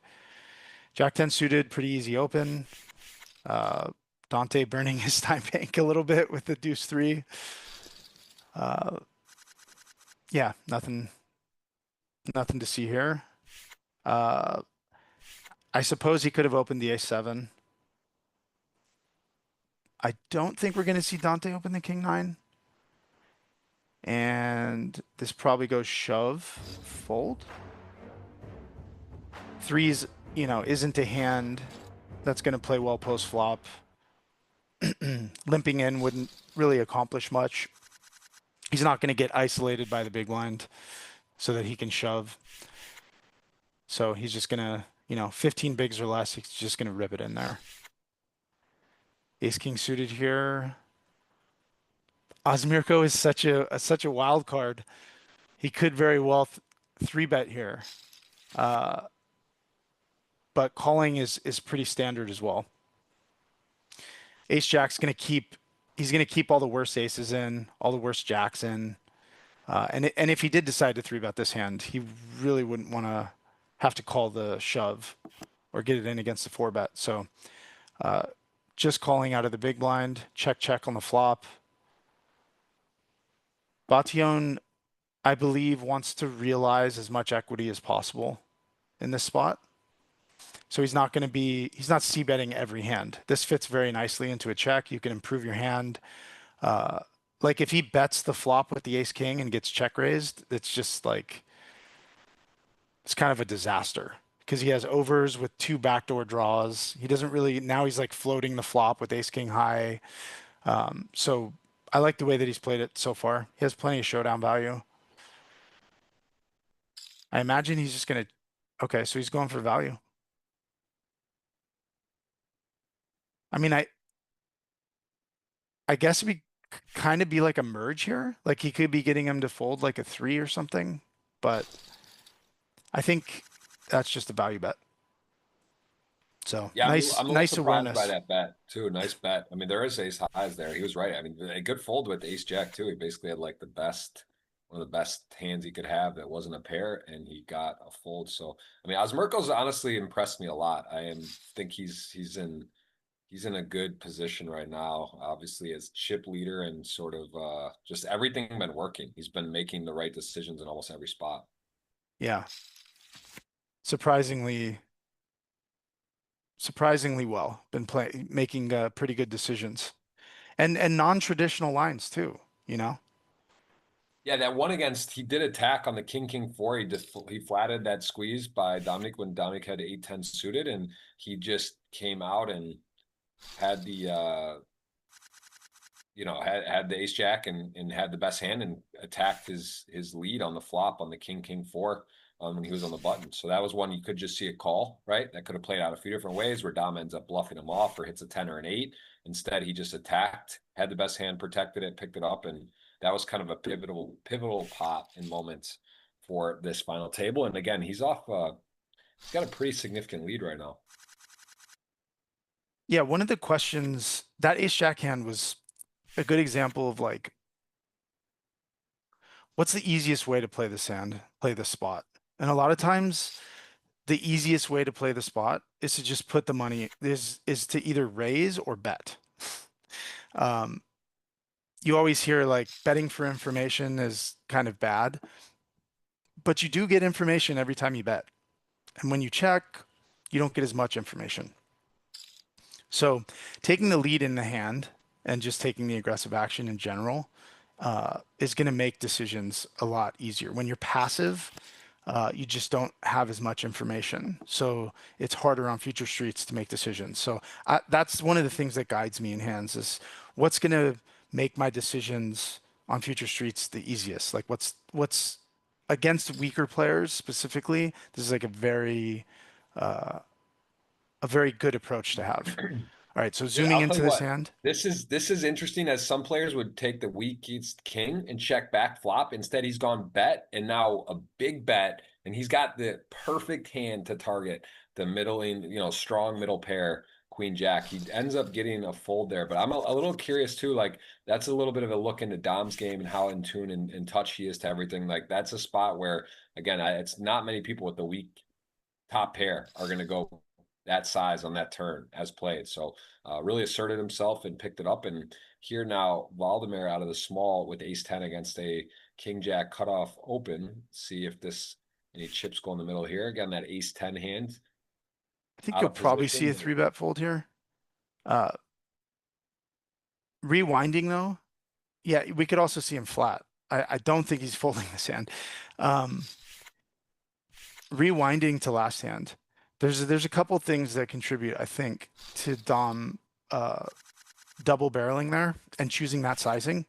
One of them is he's very high up in his range. He's opening the button and he has top pair. He also has a lot of double barrels on that board. I think that that are bluffs, gut shots and like air balls that he's just putting pressure on the big blind with. So he has enough bluffs that can offset his top pair. So he's so high up in his range that he can just bet it for value. And again, he's not going to get re-raised on the turn a lot. So when he chooses to size up, in a way, he's setting up a river shove if he wants to, if he improves his hand. So he can also decide to check back if he gets called on the turn, you know? So that's kind of one of the benefits of like sizing up on the turn is that people don't want to check raise as often because you're repping like the top of your range, and then you get to decide on the river if you want to just like check back and show down. So Osmirko, I didn't see the size that he did, but he raised blind versus blind here. He went 150. Yeah. And gets a 10-10-10 flop, just drawing dead for Dom. Pick it up 4.6 million. So he's getting close to double Dom right now. Very powerful position. Does fold the button there. Not just going to open everything. We see a 440 very short stack, 9 blind stack. Then we got people with 20 and more as Dom has been attacking Dante. Yeah. And Dante's woken up with hands. This time doesn't. And you can see Dom not just going to play a strategy, right? Not like, oh, this guy's played back at me a few times. Let me slow it down. No, it's just like, I'm going to just attack. I'm going to pick this up most of the time. Understand his opponent did have literally top of range when he got played back at. And he just kept going. And he's back on the horse as we see King 10 suited basically commit all in our short stack. And that will get an ace to fold. Solid result for him. Not much ace deuce could do there. How delayed is this stream for these players? Like 30 to 40 minutes usually. Yeah. Okay, so they're at this point he's starting to be able to look back at the hands. Dominic. I mean everybody. But Yep. he can see like he's gonna start to be able to see what hands he's getting played back at with, especially blind versus blind.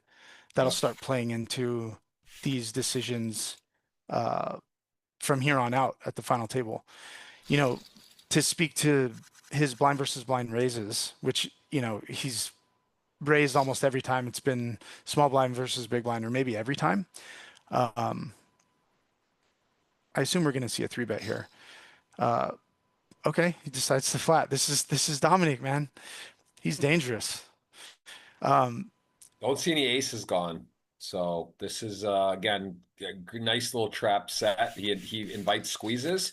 He also, wow, he gets the dream, the ace king 6 with 9 Rough. having a spade. That is quite a flop. And Artem gonna start with a check. And I'll tell you what, Dom might have a hard time getting a lot of money here. Although it's a great situation. I mean, you know, if a 9 comes off in particular, obviously. Spade actually brings him life. And I think generally you'll see players bet. He unblocks the ace, right? He's going to bet probably pretty big here, I would imagine. Like 260, 280. I think he's just going to go meaty, even though that spade is an immediately bad card. He actually doesn't bet and then gets the spade on the river. So this is an unbelievable run out. I think it's important to note that the ace is not a spade because he has all of the nut flush combos. Wow, that is a I What hear a- you. That's a yeah, very crazy, really. Actually, in a way, Dom got off cheap because he probably bets big, and Artem with the spade and the ace, they're going to have to call one. So maybe lost less than he would have. But that's a really nasty run out there. I think if the 6 was if the 6 wasn't a spade on the flop, the bottom card, I think Dominic would be betting the turn more frequently. Good point. It's a good point. But yeah, to go back to the blind versus blind spots, like B Paris was saying it last week. Deep in the tournament, final 2 tables, final table, you're just going to see a lot more raising from the small blind versus big blind rather than limping, because it's like reverse implied odds for people with marginal hands, especially medium and short stacks. They don't want to be putting chips in with, you know, they don't want to defend the big blind with, you know, 7-5 off, where they might do that, you know, or 8-9 off, where they might do that earlier in the tournament. Ace 10 taking it down there.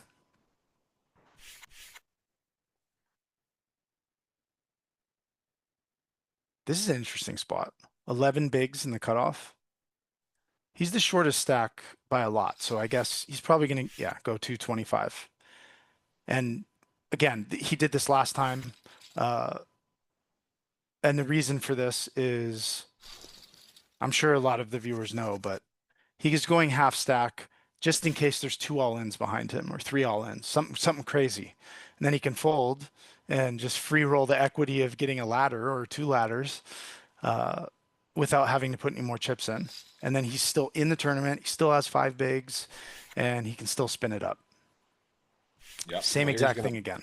Risk it with sevens and does pick up. I'll tell you what, man, I'm not loving this how it's gone. And credit to Artem. Got to say again, I don't know much about him. I just kind of randomly faded him, and he's been on fire, picking up pots, running good. That last hand, King's Ace 9, was a huge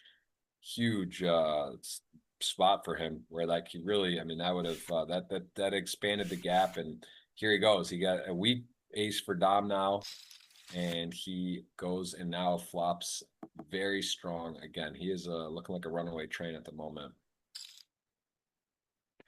I think the way Dominic played the kings is also kind of, I mean, he could be randomizing or in some way, shape, or form. Like he's capable of all things, right? He could just be mixing the kings, three betting sometimes, flatting sometimes. Yeah. But I think we get a little bit of an insight into the way that he's viewing these spots. Like he has position on Ismirko, who is the chip leader. And so maybe he feels like he can assert his edge as deep as they are, deep stacks. As he gets shallower, obviously he's going to three bet the kings more frequently. But maybe he just wants to make more decisions, as many as possible against this guy. That's a good point about the turn, though. I'm a little surprised he didn't bet there, because I don't think he thinks he'll ever get raised. He has the set. He's going to get value from some hands. I would like to talk about that one with him. I would be very curious what specifically the reason that, and typically I do see players betting, right? When that flush comes in and they're in a spot with like a set or a made hand, like just to, they won't get raised. They then can maybe check back river, but they get value from some hands. So that one was interesting to me. And yeah, I don't know. I think it's not like a crazy hand to check back when the spade hits in that spot. He's covered, right? He's covered by one player, and Artem here with the ace 8 suited does get out of the way. It definitely had a consideration, but does fold, and he was right again. Interesting. I don't think I would have folded the ace 8, although you're not really thrilled about it. But look, if the button was, if there were other short stacks, maybe he'd shove a little bit wider, but here he's last in chips by a lot. So I think, no, I think he's wider now than he would be if there were other short stacks, right? Last hand. He's probably shoving the button wider than he would be otherwise because he needs to accumulate chips. He needs to stay alive and continue to have fold equity. So I think maybe the ace 8 is a call. But again, wouldn't be thrilled about it, but probably just run it with him there. And also like the fact that he folded gives us an insight into how Asmirko is looking at this final table and looking at the stack sizes here. Like this iteration of this final table, he's the chip leader now. So it seems, and we're going to have to see how this plays out. It seems like he wants to maintain the chip lead and he's going to be kind of careful where he's putting chips in. And he wants to be the aggressor. So we'll see how this plays out. GTO Wizard coming up here. C-betting this board like 100% of the time for a small size. Now we have big blinds not really going to have any leads. I guess when the big blind does have leads, it's an overbet. Ooh. So check back board pair. The Yeah. 9 is good, and the 8-9 off as played is probably, if he does block or bet here small, it's saying you should always bet small. You're going to see Dom probably just pay that off with the 8 of spades, I would guess. If it's like a 80K bet. 65, 70K, 125 even, yeah. So, I mean, not always, but you do improve and you do beat the bluffs. I think it's pretty straightforward to call. It says 100% you need to call that bet on that spot, and it is going to go Valdemir's way. 2.2 million now. I gotta say, I've forgotten, so I haven't been in a place where I've been able to bet the in-client betting. This is extremely fun to sweat. Like I am loving having a little action on this because it's like very intense. It's not gone well thus far. Artem is punishing me at the moment. 5 million. How many chips in play do we got? We got what's that? 4, 5, 6.5, 7 million. So he's got 5 of the 12 million. And what about our wager? You have Dom. I have who do I have? I have Paula Valdemar, I believe, and also I have one Brazilian. You have one Brazilian too. Are you all your guys in? You have Dom. No. We both lost our long shots. Yep. I have Bation and Dominic. Okay.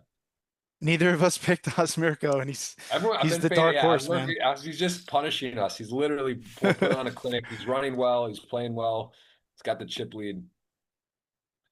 He's got a tough seat though. Dom's still got powder behind and good shape on this flop, and he's gonna have to deal with him the rest of the way on his left. But fun day today. Again, anyone here in the chat, if you guys are in the Bahamas type of B, let me know. If you're playing anything, let me know.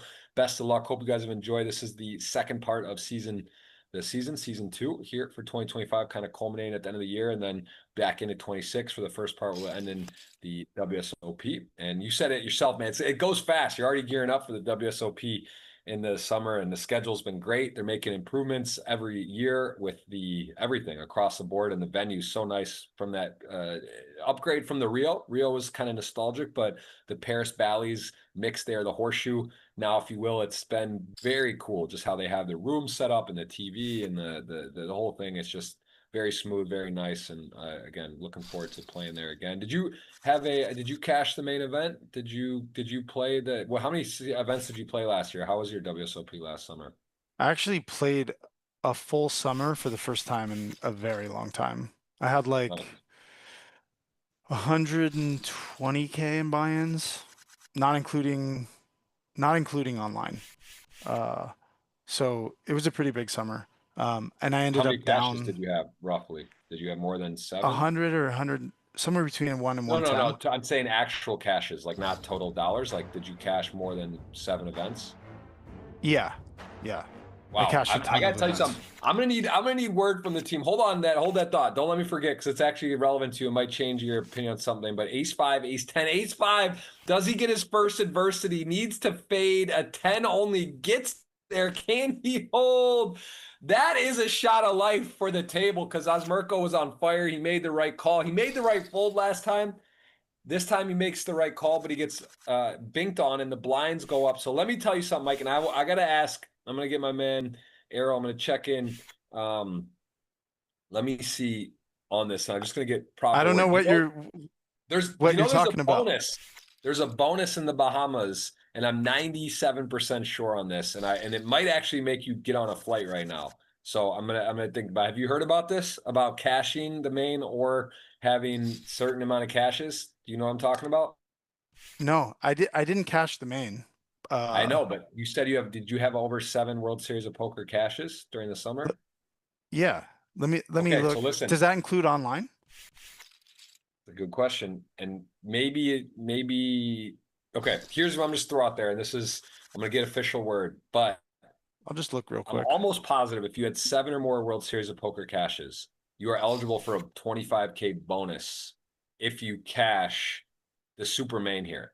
So that would mean if you came down here and you played it, right, and you cash, you would pick up 25K as a bonus. And I'm like, I got an email about it. I think there's 2 ways to do it. Either because I didn't play a full schedule. I only played the main event really and like 2 side events, but I cashed the main, and I know I'm qualified for this bonus. So if I end up cashing this main, I will get a 25K bonus, and that's like across the board. Now in terms of number cashes, I think it's 7, but it could be 9, and it's also, I don't know if it includes online, but you should look that up and check your email as well, because maybe you got an email on that. If you should definitely be alert to that, and I'm going to ask if the team can get clarification on that, because that's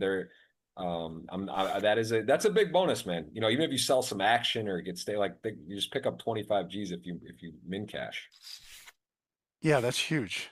6, 7, 8, 9. Yeah, I cashed 9 of the live ones, and then obviously like there's a ton of online stuff, so I cashed a bunch of those. But My Well, deepest run. I think it's, ace jack. Nothing too exciting here, although there is possible flushes, and the running spades would be Pre-roll. dirty. No sweat, little jelly roll there. So I'm going to get word on that. But would that change your mind? If you knew you could come and min cash this tournament, you pick up 25 grand, would you pop out here potentially? I'd buy action, by the way, just if that influenced you at all. I'm happy to take I it appreciate that. anytime. Um, Ooh, look at, I don't know if no, that is not enough. like this. This is dirty. What the heck, man? This is a bad distribution of cards right here. This isn't like auto stack off. I don't No, think no, but he can very yeah, much call call here. for sure. Something to note.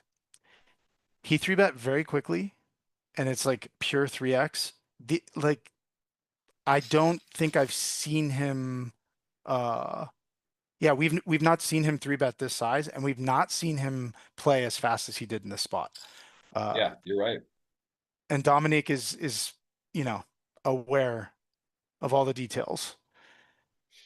I'll tell you what, that's not a great flop, race queen suited, but knowing that he's going to have a wide variety of bluffs that he's almost has to call. No backdoor is not attractive, the no backdoor flush, but he just gets out of the way. Credit to Dom there.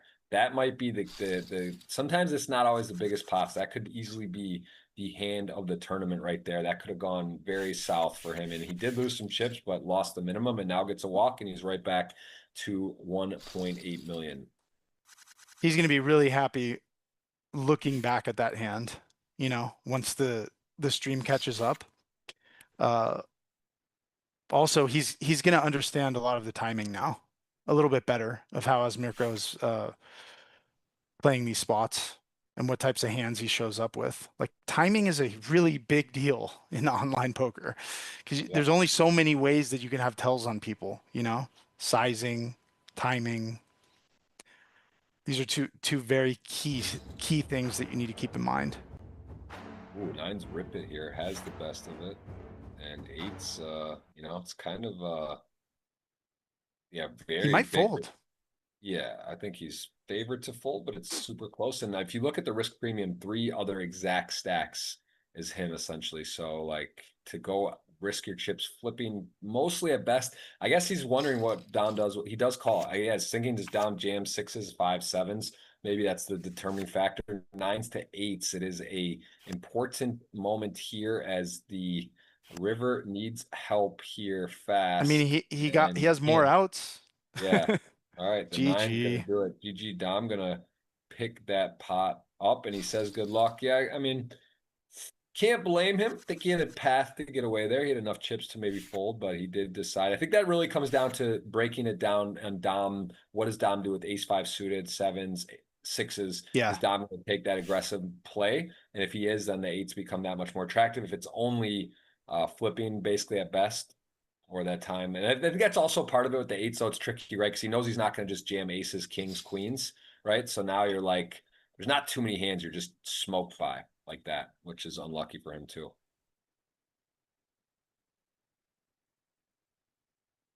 And Dante going to attack Vladimir with one of the napkins. Just absolute terrible hands, but he's going to come attacking Dante. Look at this. Dante's been so patient, man. The guy just comes out and raises you, and you just come and click it on him, huh? All right, Dante. That's your pot. When you see people show up with like 5-8 in this spot as a 3 bet, it's obviously not about the hand. It's more about the stack sizes and the spot. Like he's putting him at a decision for all his chips. The hand is over now. Most of the time. Yeah, like he's leveraging stacks. He wants to make Dante feel like he needs to put the rest of his chips in if he wants to play. And obviously the 8-5 is not going to play well post flop. So I think those are the 2 key things that he's considering there.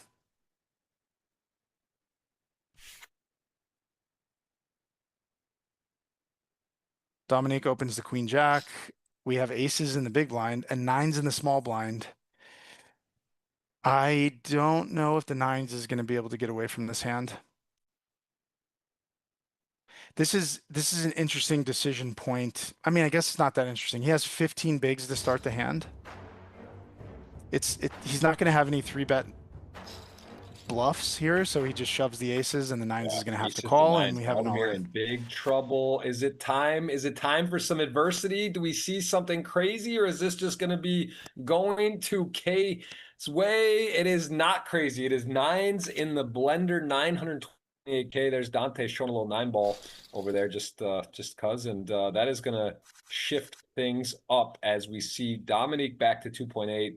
And Artem up to 4.9, basically 5 million, as we see a 5-handed affair. 4-handed on will start the giveaway. So yeah, let's keep it rolling here. This has been exciting. Yeah, pretty unlucky for Voldemir there that he runs into the aces. There's a lot more combos of, ace king, ace queen, ace jack, king queen suited, these types of hands. Just so happened that it was aces in that spot. And there's no like he can't 3-bet not all in, so he just gets to balance his shoving range and have aces in it, which is pretty cool. It's just pretty easy to play the hand and play the spot. He opens the deuces, king 6 suited, decides to 3-bet, and he chooses a pretty small size, like 2.8x, somewhere around there. And kind of a big decision for the deuces.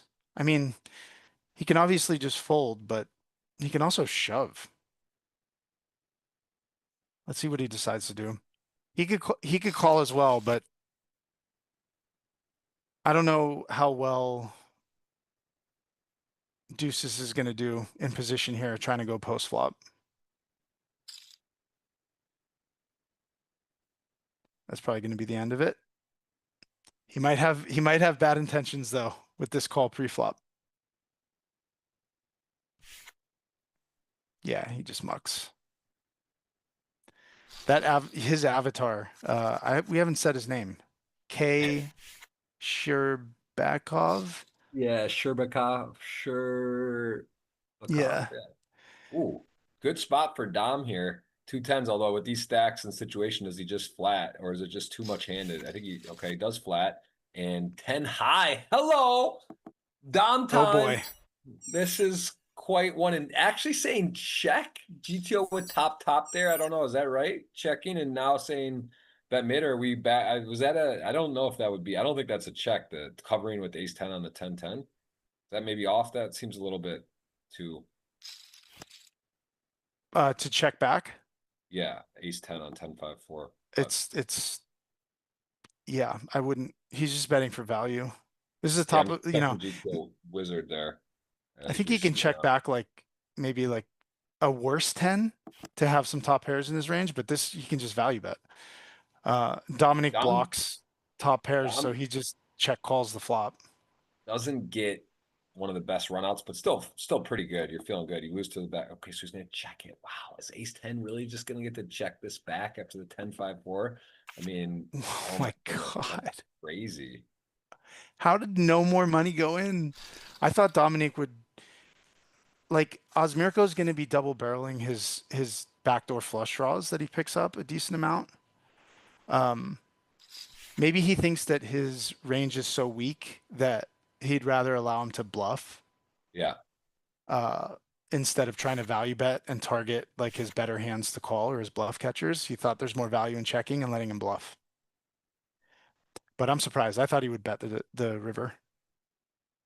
Tens opens here, and Voldemir has queens. He rips. He's gonna get called. Yeah, this is a chance to flip flop, but can he hold now the 4-1 and surely going to call? This is literally just a transfer of power between the two if it can hold, but it is the 10 Oh my high. It God. just felt dirty. It felt wrong. The whole thing felt wrong. It doesn't have a club, needs the queen. 2 queens remain. Not going to be it. Nope. And that is not so fun. As we are 4-handed, we're going to kick up the giveaways here very shortly, as that is nasty for Polymar. Not, and you know what that means? We have a new champion. There will be a new GGMillion champion crown. That was our only player today. Very rare that happens. Multiple times there's 6, 7, 8 champions at the table. 5 champions today, only one, and now a new one is to be born. Osmerko, Dom, Dante, or my man K. Sheberakov is the options as we see King, Queen suited. Pretty strong hand here.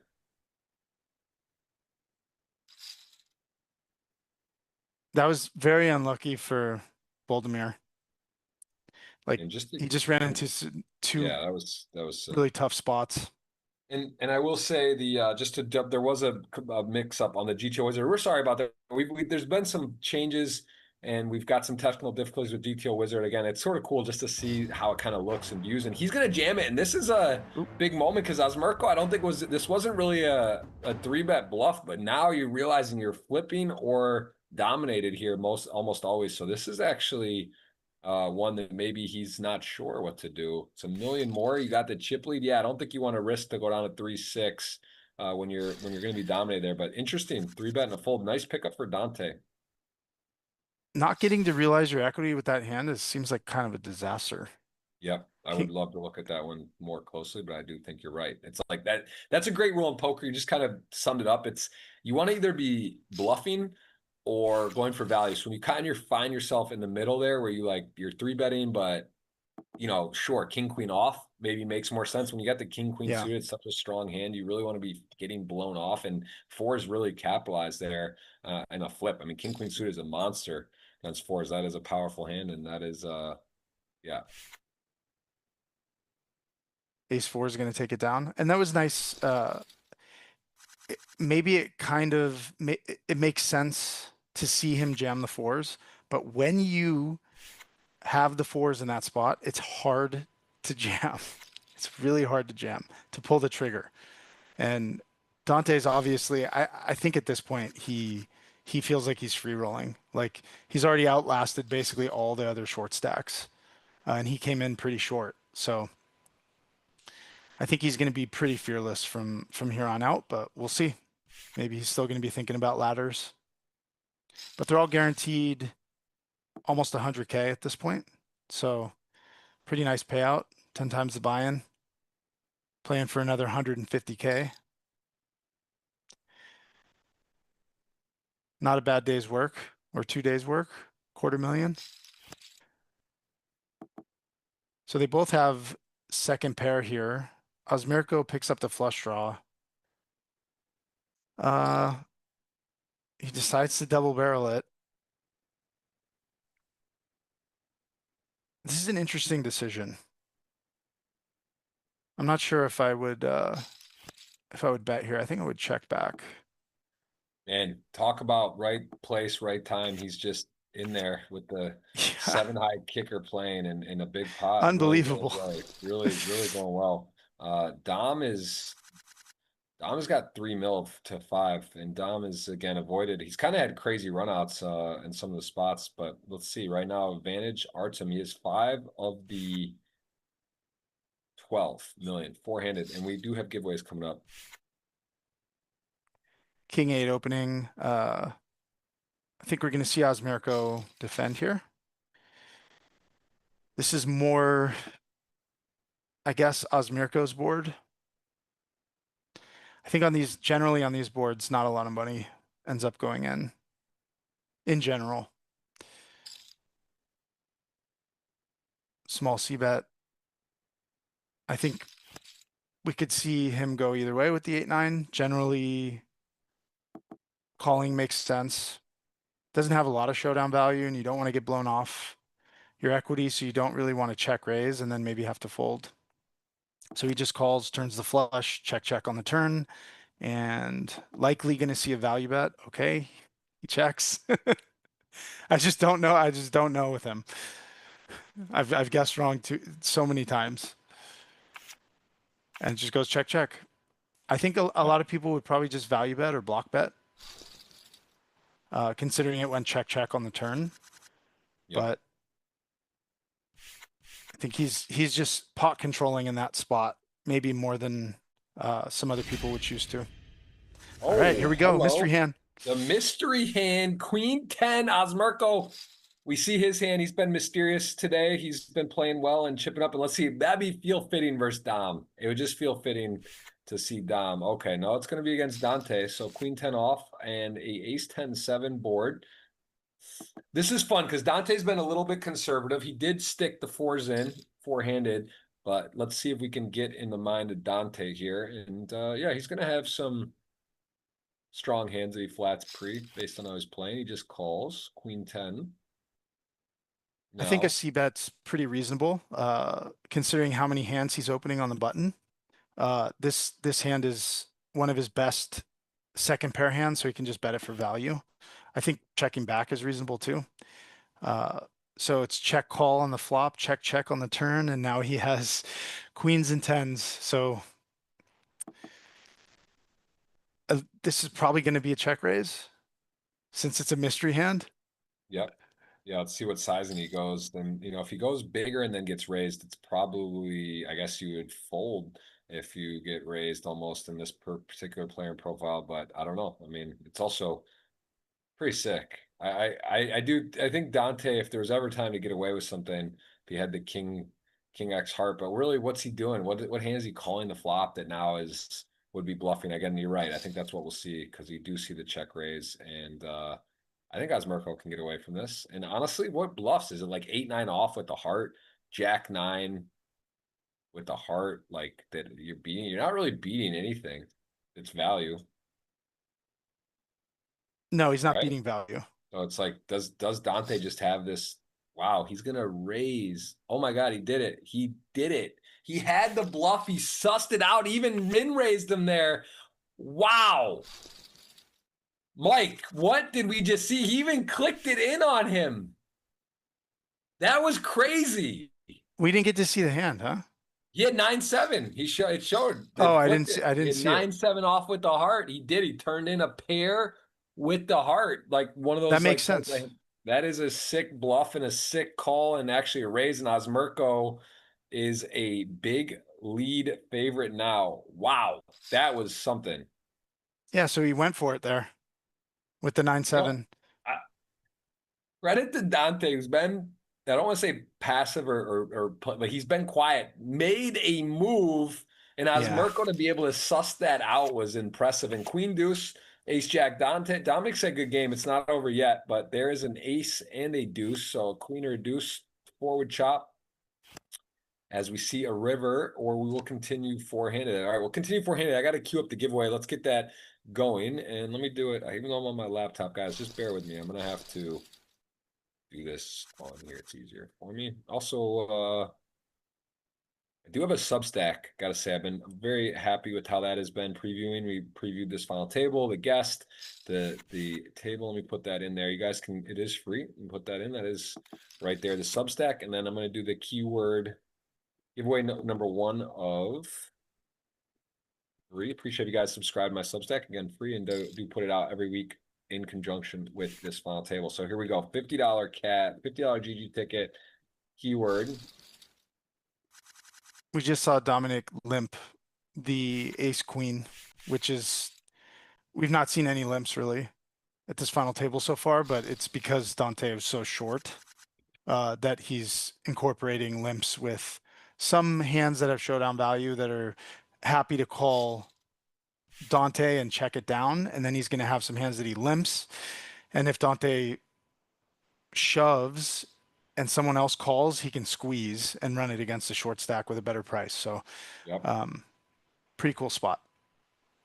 All right, I just put in the first giveaway as we were going to see Dom calling queen 9 off here, understanding he's effectively the big blind. He's closing action. Ace queen comfortably in the lead, dominating both players in multiple ways, although queen 9 does have a, well, club wouldn't be good. So yeah, he's in trouble here. Queen 9's behind. Let's see if ace queen wants to bet or check with the player all in. Does go ahead and bet. And again, keyword GGWSOP space Bahamas space insert your GG Poker username. $50 ticket. You guys don't, once is good, twice is nice. 3 times for good luck is a little much. No more than that. Please don't spam. Ace queen, ace 10, and we may Needs be a 10. down to 3 quickly as he has 3 outs. As it is a diamond, and that is no good. As we will go 3-handed, and it is going to be Osmerko versus the world, Dominic and our guy here. Now, are we looking on the? I think you're in good shape for the dinner, right? You're free rolling. Yeah, do you have That's anyone? it. I do not. I'm lonely three-handed. That's tough. That is a tough Sick. reality. But that is so you are in I'm a gonna good find the spot. most expensive place I can. That's fine. Well, it's not over. You got to win still.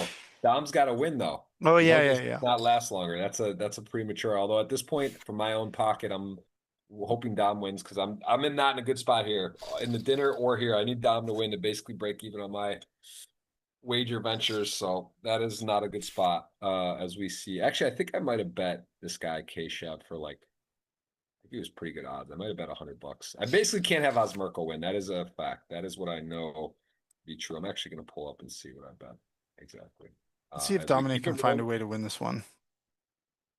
10-7, Queen 8, and 10-7. Gut shot back doors looks possible. Seems like it doesn't seem like an unreasonable check raise. I mean, it's not great, but he check calls and turns it. And now we're looking at Queen 8 with the Queen of Clubs. Uh, it kind of feels like if he decides to bet the turn, he's gonna end up betting the river as a bluff a decent amount of the time. But I think he's gonna check back here a lot. So he decides to go for it. So now he's putting pressure.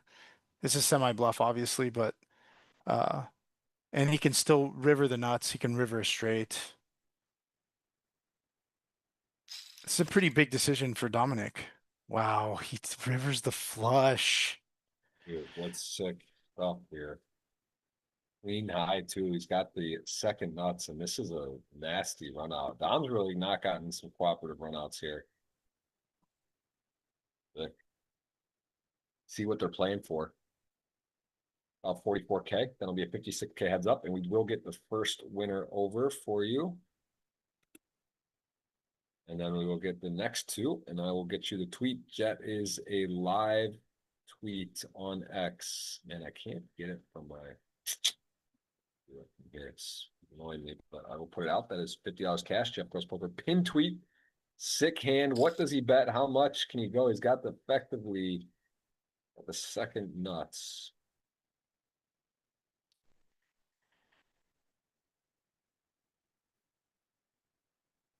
This is an interesting spot. I mean, looking at cards face up,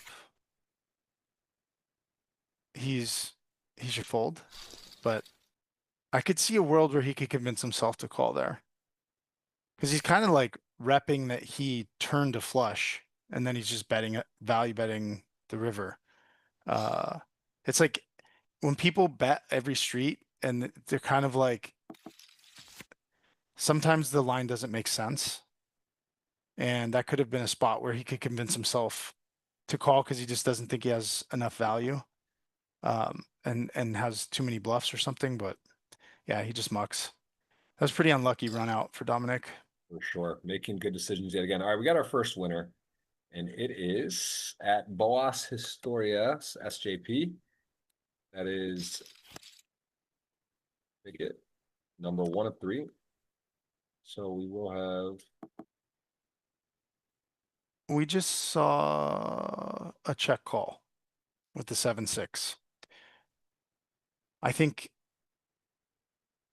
most people would choose to, I guess he still has a bunch of strong hands that he has to bet here, but he can still have a bunch of ace X and 10X hands that check call the flop. So, and this hand has opportunities to turn a straight draw or a pair that could be good. So he's mixing this into his check calls to meet his minimum defense frequencies, I guess. But you're not going to see this a lot. Most people would just check raise this, I think, if they're going to continue. But he just goes with the check call, and then he leads because obviously he can't win if he checks, but he chooses the small size because he thinks that's what makes the most sense for his range because his range is still pretty wide. So he could be value betting very thin there. So he just chooses the small size. I like it. I mean, he lost like two bigs post flop. It was like a nothing hand. For sure. All right, we got the first winner. Congrats. Announce that. We'll have the second keyword up in a second. Again, Jeff Gross Poker on X. You guys can go ahead and give a retweet. Guess who wins? Don't need to be right. I did put that special. I want to ask you about the special offer for the stream, Mike, for the Mid-Stakes Master. You and Brian Parrish was a guest last week. You guys are co-creators of that. Can you tell me a little about what is the special offer for the stream specifically, please? Yeah, so we just updated the mid stakes mastery course. It's going to be on sale. What I'm going to do for this stream is just there's 3 copies available. So the first 3 people that purchase it, and then also purchase our tournament fundamentals course, and you'll have the links for them, Jeff, if you can drop them in the chat. So the tournament fundamentals course is just basic fundamentals that you need to do well in low and mid stakes tournaments and high stakes tournaments.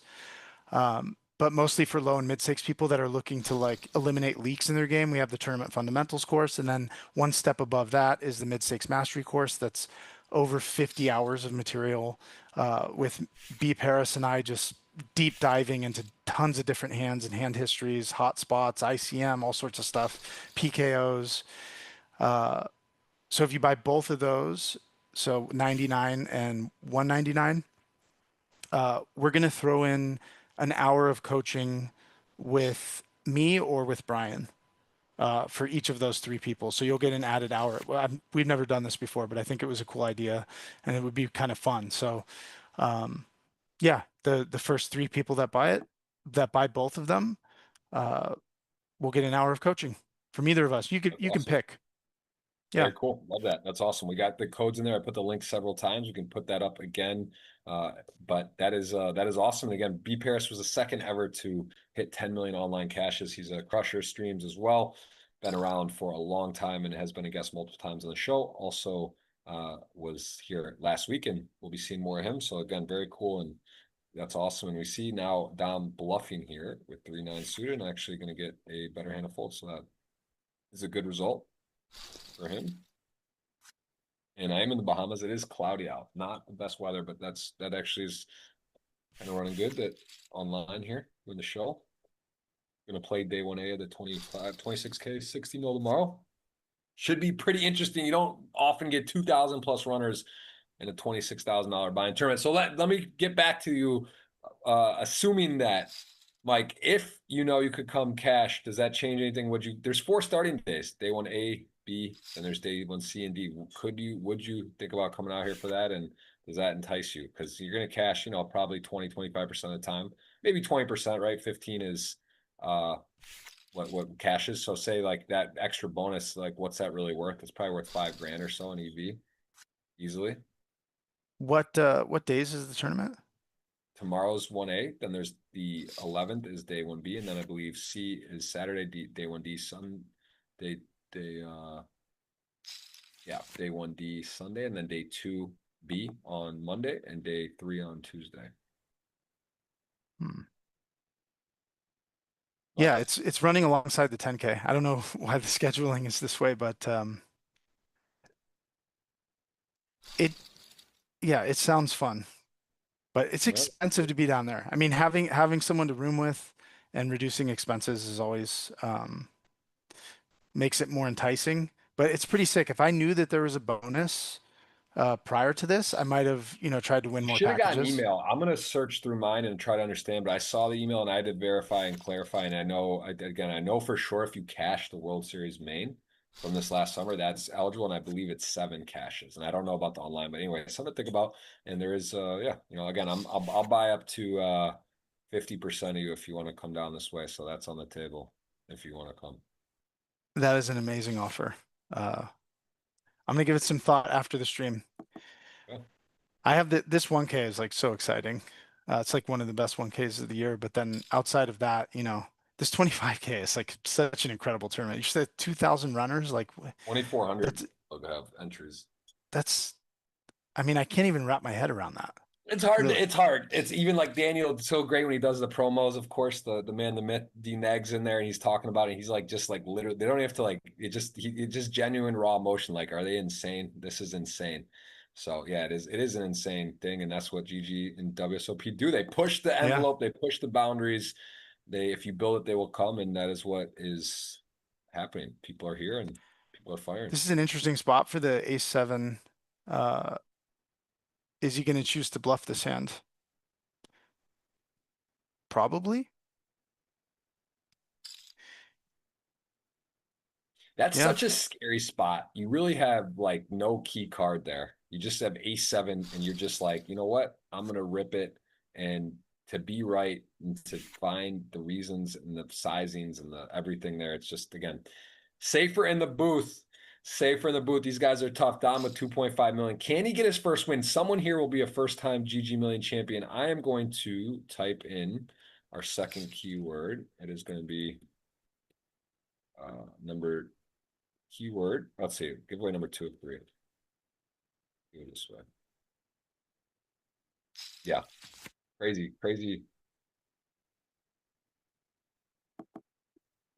stuff going on here.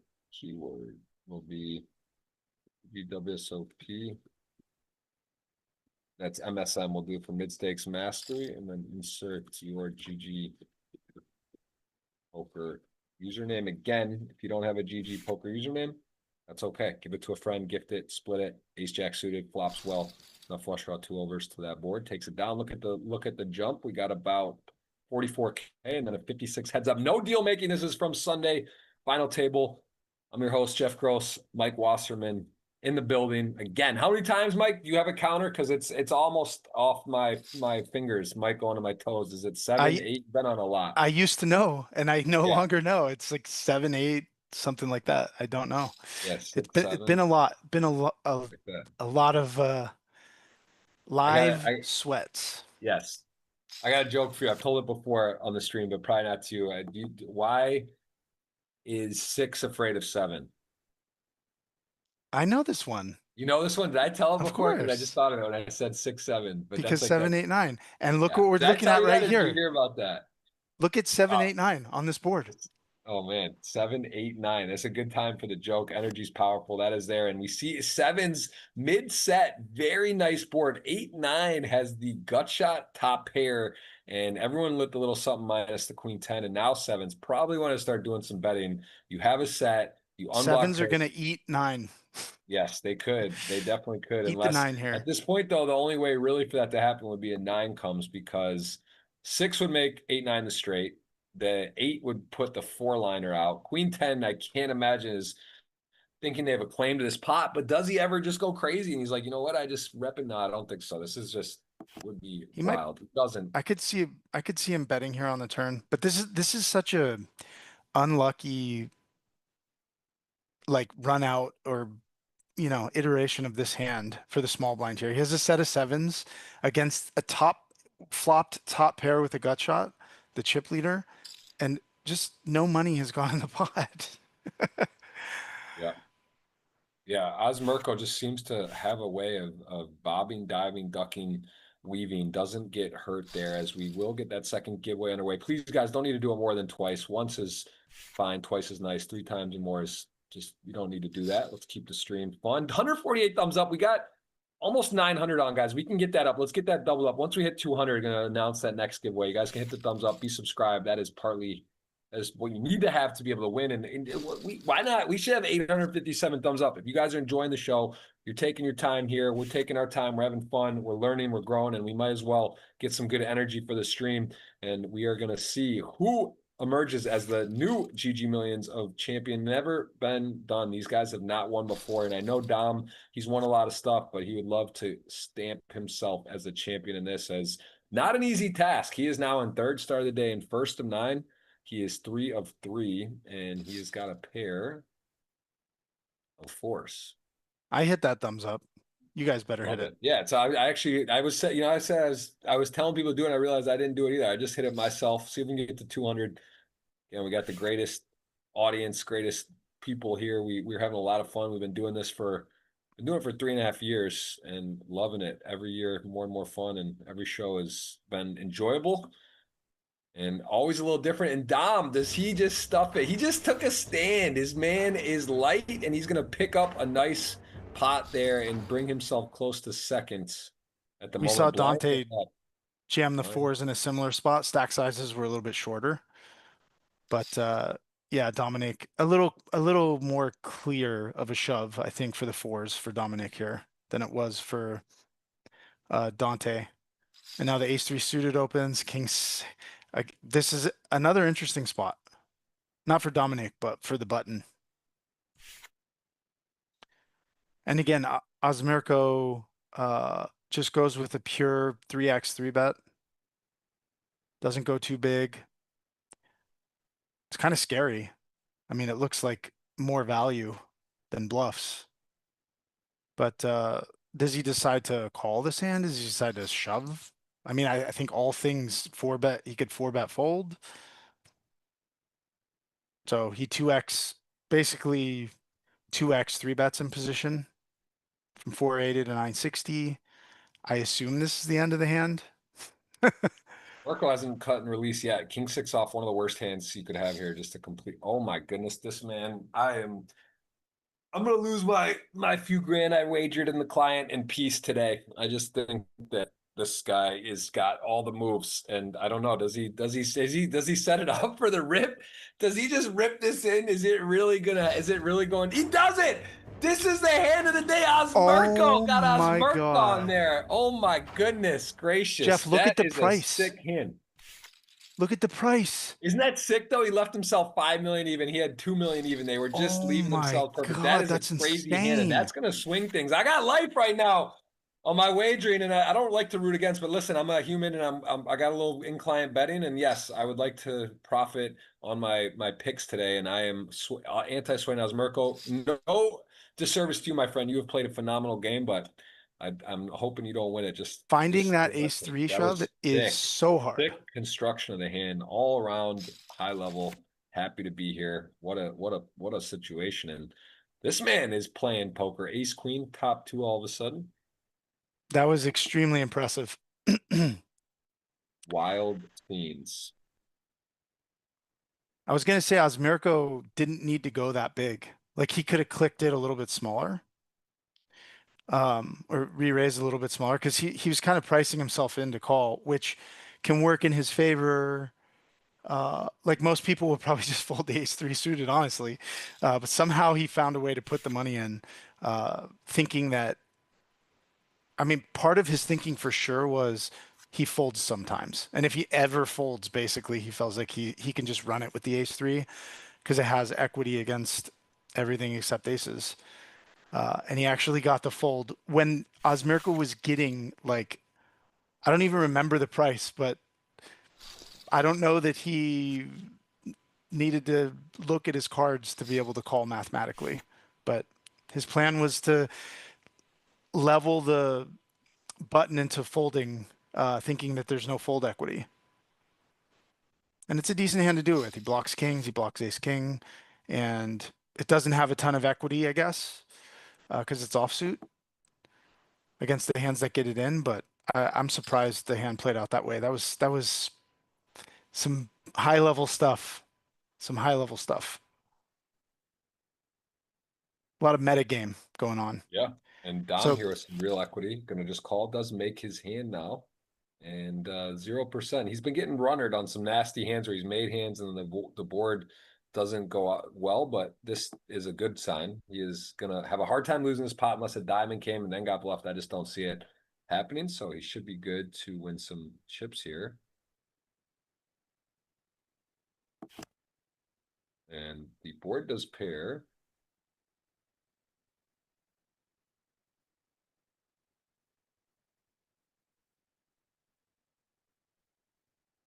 And thinking about what he wants to do.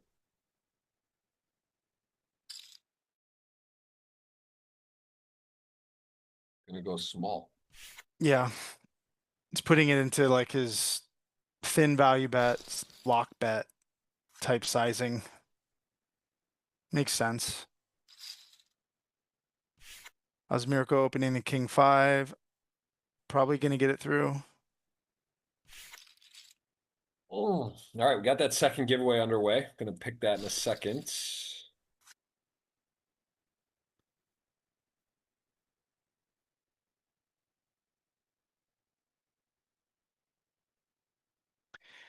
King 7 here. Decides to fold the button. That's a really interesting decision. I would like to hear Dominic's thoughts in that spot. Like what the bottom of his opening range would look like here. Because the collision effect is not that much of a thing because they're so deep, the two chip leaders.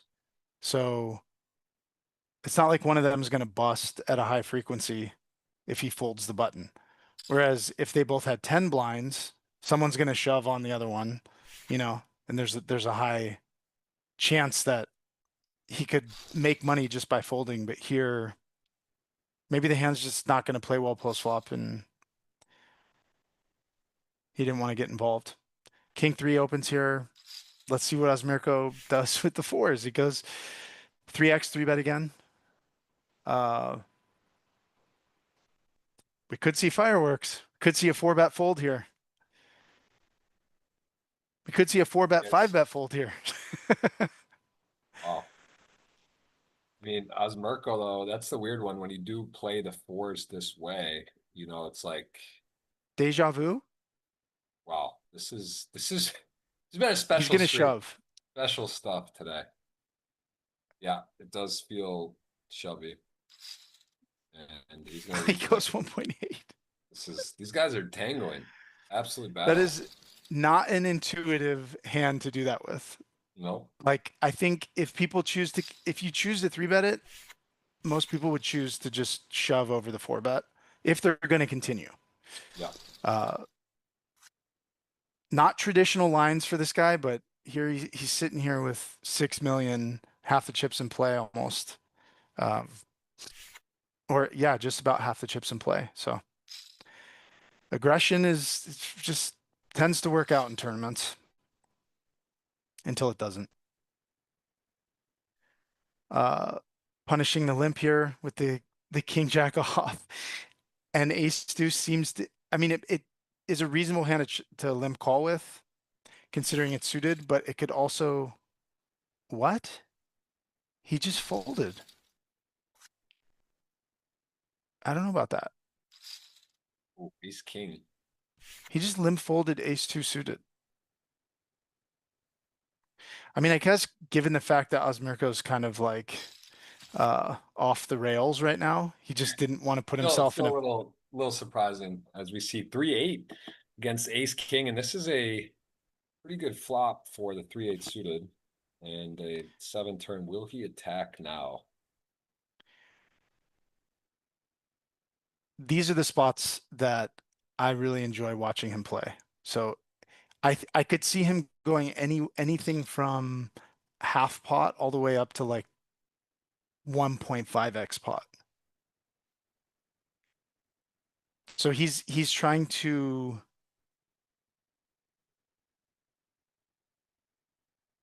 he wants to get a lot of folds if he's going to choose this sizing on the turn.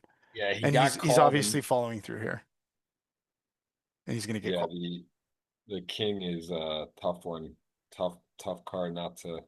That shouldn't really be hitting too much, right? Like king, queen, king, jack, maybe not sticking on. So it's kind of like ace, king, or some other hands that just check back flop and have some showdown, and he is going to go for it. And I just don't see a world where, as played, how that works. I mean, yes, you lose to a 7, you lose to 5-3, 5-8.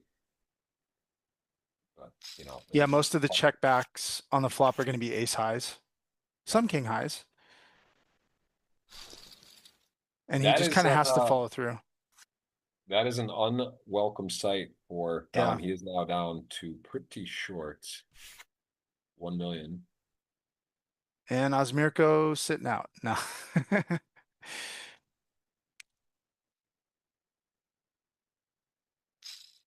Trying to find. Yeah, that was an unlucky river for Dominic. It's kind of been a rough final table for him. Give a shout out to give a shout out to GGPoker. 437,000 players online right now. I mean, that is absolutely bananas.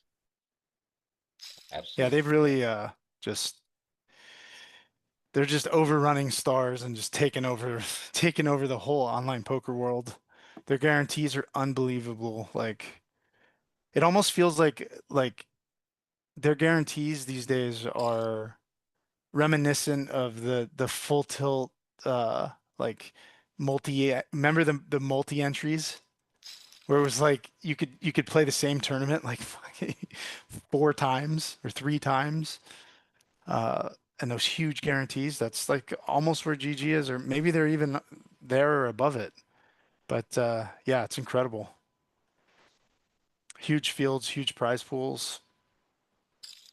Yeah, so it's exactly right. It's at that period here as we do get our second giveaway. Going to pick up in a second as we must hit the thumbs up, and if you are subscribed, you will be eligible. 187. We're almost there. Going to pick the second one. What was the action here? I'm gonna look real quick. Score. I was just queuing up a giveaway. I did not see it, but 3-8. Okay, it's limp, Not 2.5x call, check call. And then the turn.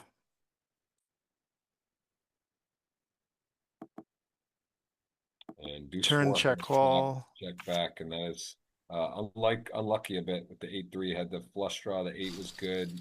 Actually, was just ahead. The guy, he needed a 4 or deuce non-diamond there. He got it as we are seeing Dom on short stack play, and Osmerko is gearing up potentially for a heads-up battle there with the 2 Russian flags as we see a pretty even battle there. I gotta say, Sherbakov's final table and his play and his decisions in some big spots have been really impressive. I mean, the ace-3 suited is actually like top 5, maybe even, yeah, it's probably easily a top 5 spot that I've seen at these FTs. Like he has no fold equity. Like there's no way that Osmirko was folding, but he was folding. So hard to pull the trigger there, and he found it, and he found the guy to do it against, and he got the fold, and he got a double up with like no showdown. I mean, it's unbelievable, dude. And now he's like, he bet twice with the 4 deuce, and it got value from a flush draw, and then showed down. Like he just seems to be. I mean, it could be variance, right? Could just be card distribution, the way the boards are running out, but he's making some pretty impressive decisions under, a high pressure spot. So some people shine in these spots and some people, just kind of tighten up and try to ladder. We're not seeing that here from any of these guys. So Dom's pretty short now. He's going with this. This is interesting though, like we've not seen a 2.5x from Osmirko. This is the first time, but the stacks line up that way, and we have an all-in ace-9 against king-queen. Dominic flops the queen. He's gonna need an ace and an ace only to knock him out, and that's runs big. out clean. Dom can do it. Dom's the guy that can spin it up and get it going. He's that's one of the things you start chip leader. You can take a little more adversity. He got down to the felt. Now he's back up to almost 20 bigs. Plenty of chips. A little less than that, but still 1.4 mil at 80K big blind. Blinds are up. Upper left of your screen, you see the information.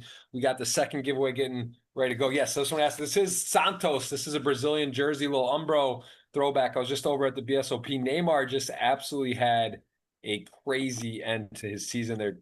He came back to his boyhood club. I don't know. Do you follow soccer, Mike, at all, or not really? Not much. Not just really. I know who Neymar is, obviously, got but it. So they were like almost relegation, and then he had a hat trick, goals, crushing. He was injured. They told him to get surgery. He didn't want to do it until he got his team out of relegation battle, and it was just a very epic ending. And I'm a big soccer fan. World Cup coming in. Any World Cup fans out there, let me know who you think is gonna win. Who's your pick? I was just at the MLS Cup final a few days ago. Messi, I got to see for the first time ever play. It's crazy. It's my backyard. I hadn't seen him play, but they won the whole league, and he had this 2 epic assists, and it was this is a huge pot, Jeff. Big pot there, man. What is going on, Osmerk?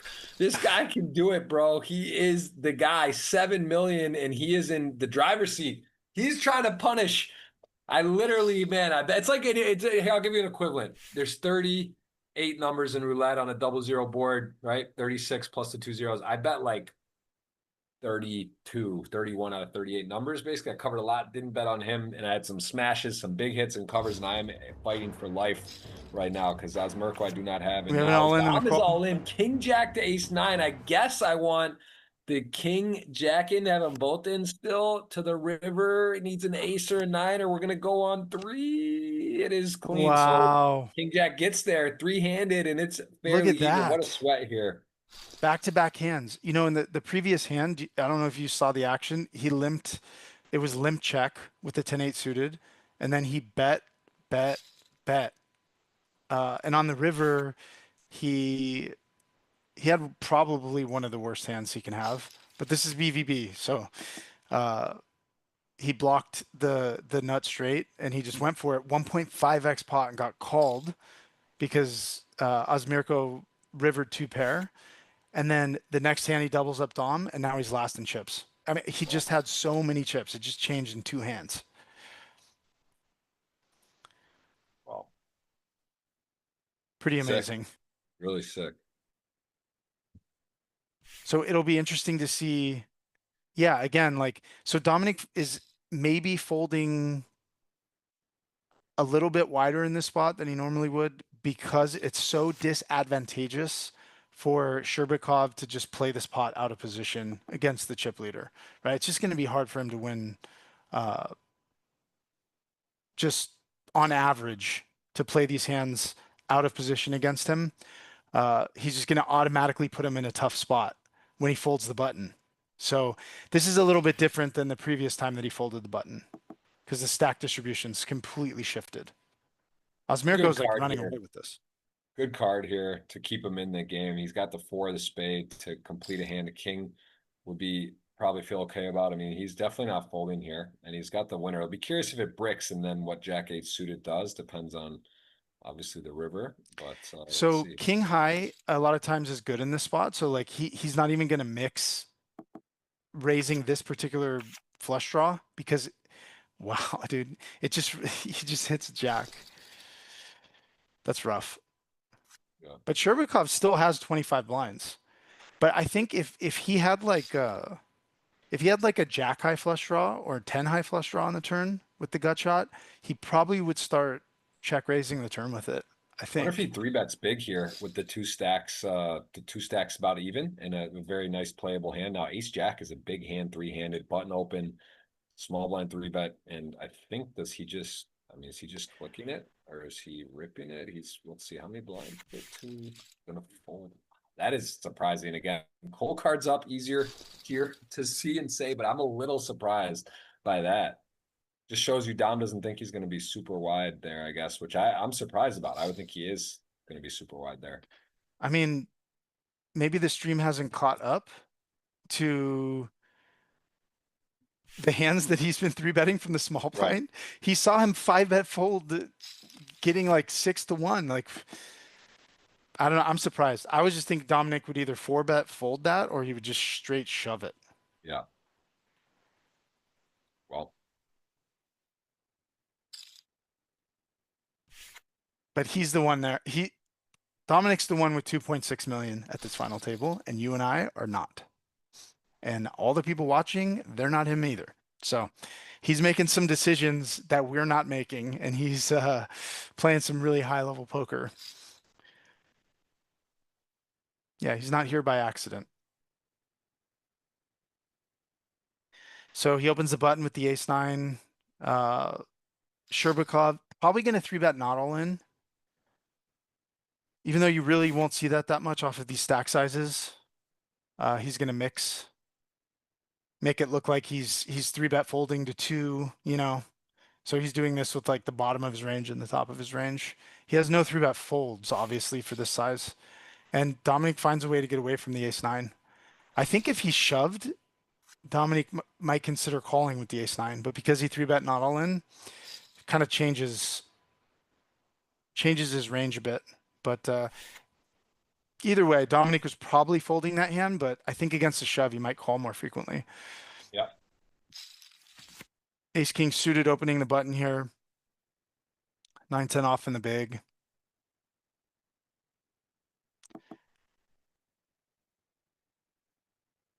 I'm not sure exactly how this is going to go. He decides to c-bet. I could definitely see him checking back this flop as well. And one big gets it done. Now, I think if Dominic had 9-10 of diamonds, he wouldn't have folded there. But he had 9-10 off with the 10 of diamonds. So not enough visibility across future streets. Also, he just has unders to the top pair on that board. So Dominic picks it up with ace king here. Man, Osmirko is really run away with sturdy. this. He just looks sturdy. He looks like it's hard to get chips. He had that little bit of a misstep where he got played back at the king six. That was when he was down to 5. This is a big spot. Even right here. since then, he's chipped up. Yeah, it's been like a. I mean, he 5-bet folded the king six and still has 8 million right now. Like, wow. I thought that we would see the button open here and the small blind would shove. And then Dominic has a really interesting decision with the king jack suited. I think he's just going for it here, right? Oh, he calls. Wow. Just doesn't rip it, but now deuces on the ace 9-5. Yes, you're beating these few hands, but you're behind whatever. The pairs you can kind of discount. Probably isn't flatting like a lot of the pocket pairs, right? He's gonna c-bet. And this sizing is a function of like just stack sizes, right? Like if he's gonna have a not all in 3-bet that's that size, this is really weird. Like he's maybe gonna bet again. And if he does, it has to be really small because he has like he's just bluffing.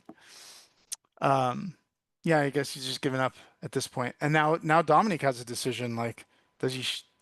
It's weird, right? This is a weird spot. You have king high. If you shove and get called, you're in real bad shape. If you bet, you don't want to bet fold. It's just like this is a really interesting hand. I don't think the deuces thinks he has the best hand very often, right? There's not a lot of unpaired hands in Dominic's range. This might be one of the only ones.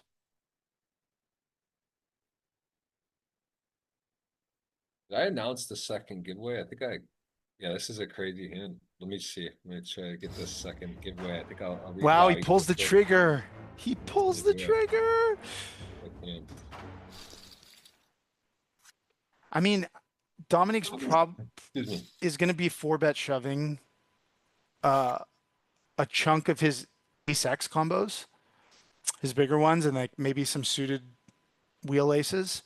So I guess like he could feel a little more comfortable than it looks on the surface, jamming the river, given the fact that Dominic checked back the turn. But I guarantee you, if he checked the river out of position there with the deuces, Dominic had to bet the king jack. He was not going to check it back. It's like one of the only hands that Dominic can have in his range that's not a pair. It's like maybe the worst hand that he can have. Now we have the nut flush draw against top pair here. Money is going to go in here. So yeah, this is going to be an all in, and this is a big spot for, of course, everyone. Huge pay jumps and a huge implication into how this plays out at the final here, as we are going to see the money go in.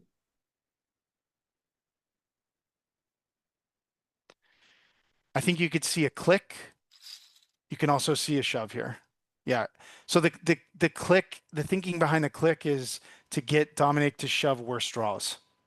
Like, because Dominic has a check raise not all in, that means that his range should be a little bit wider and should include hands like 7-8, 7-5 of clubs, these types of hands. Yeah, here it is. Your start of the day chip leader. To be healthy, he's got to fade the river, an ace or a club, and he can't do it. Dom will not finish this out. He does not get the, he started chip leader. He's going to take on the podium 200 plus, I'm sorry, 156,000, now 200K guaranteed, 56K heads up match here, as we will see a new champion. And I got to say, Osmerko played very well. K. Sherbakov has also turned it on, and we see a 3x button open, not something standard. See a lot of limps or min raises, but he is going to open in 10-9 versus 7-5. 7-5 gut shot with a straight draw, gut shot straight draw with a 5-high flush draw. Let's see how this one starts, and we will get the third giveaway going. Here we go. We got to get it going because they're heads up. So while you're getting that queued up, something B Paris talked about, last week was the difference in heads up. You kind of shift, right? Like it's not really a tournament at this point. It's like winner take all. It almost feels like, right? You have to win all the chips. You're going to have to bluff. You're going to have to play, 7-5 off. You're going to have to play eight, just a bunch of really garbage hands. Right now they're deep enough. They're 40 plus big blinds deep. So you're going to see them playing a lot of hands, maybe folding bottom 5% ish, but basically playing everything else. And it's a very big shift in mentality of like, you can outweight other people with 9 people left, 8 people left, 6 people left.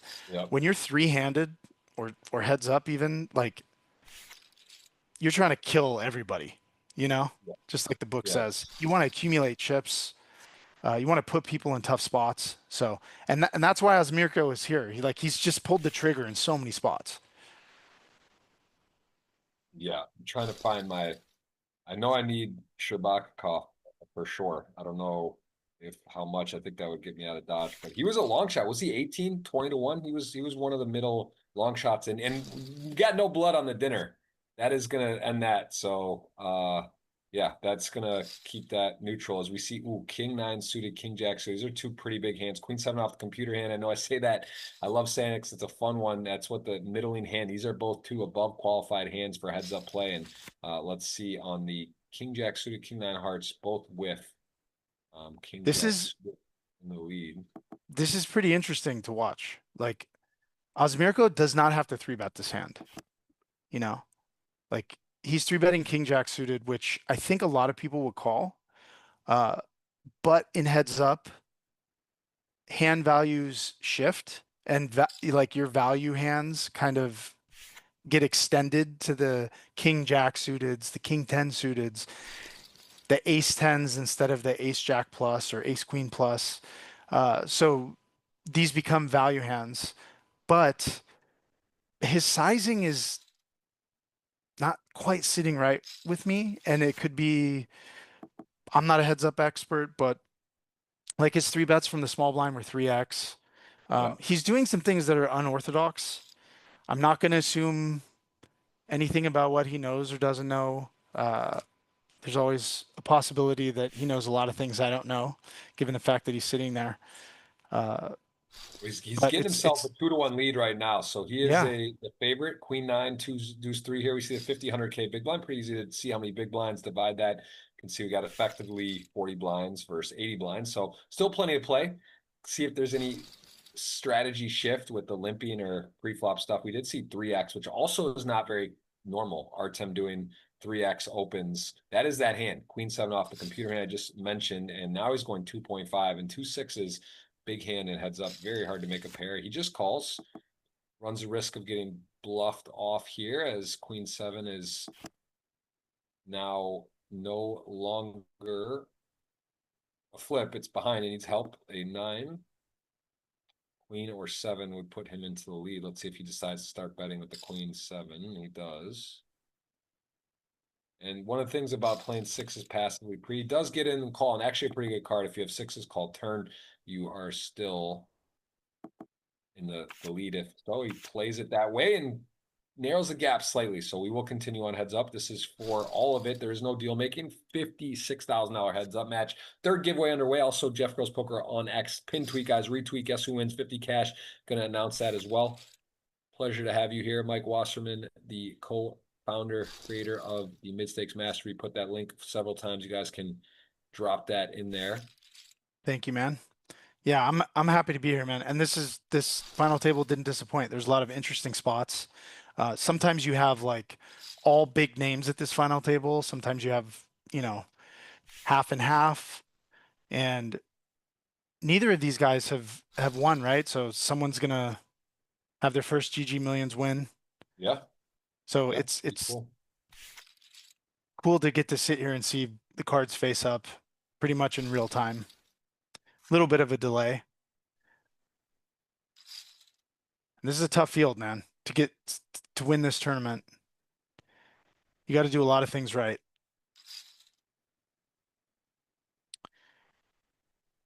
So the this is just, yeah, not necessarily an intuitive 3-bet hand to 3-bet with, but he's not suited.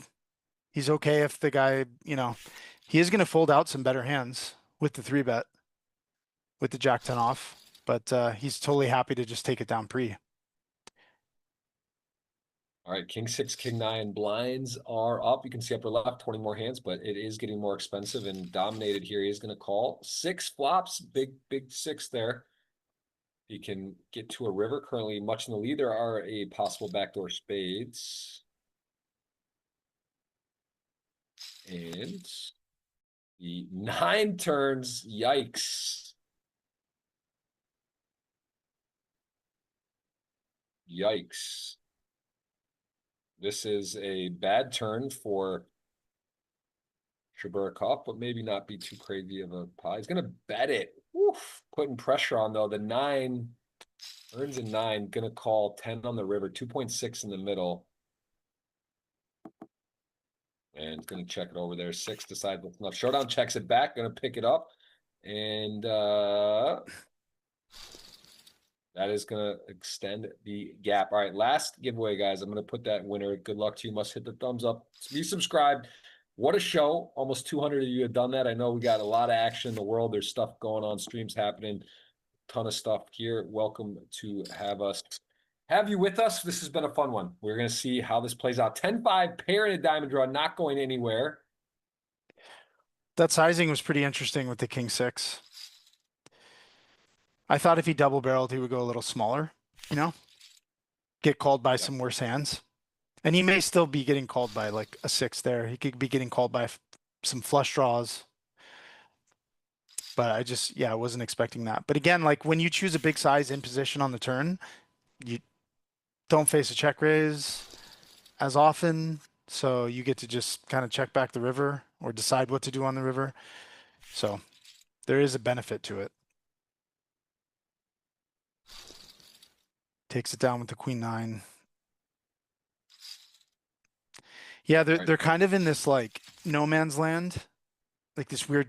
All right, he flops a set of 3s. Unfortunately, there's no pair on the other end here, but if he somehow can get him to continue here, he might turn a straight draw and get some value. Osmirko is capable of anything, though. So, yeah, he decides to check raise. Here we go. Whoa.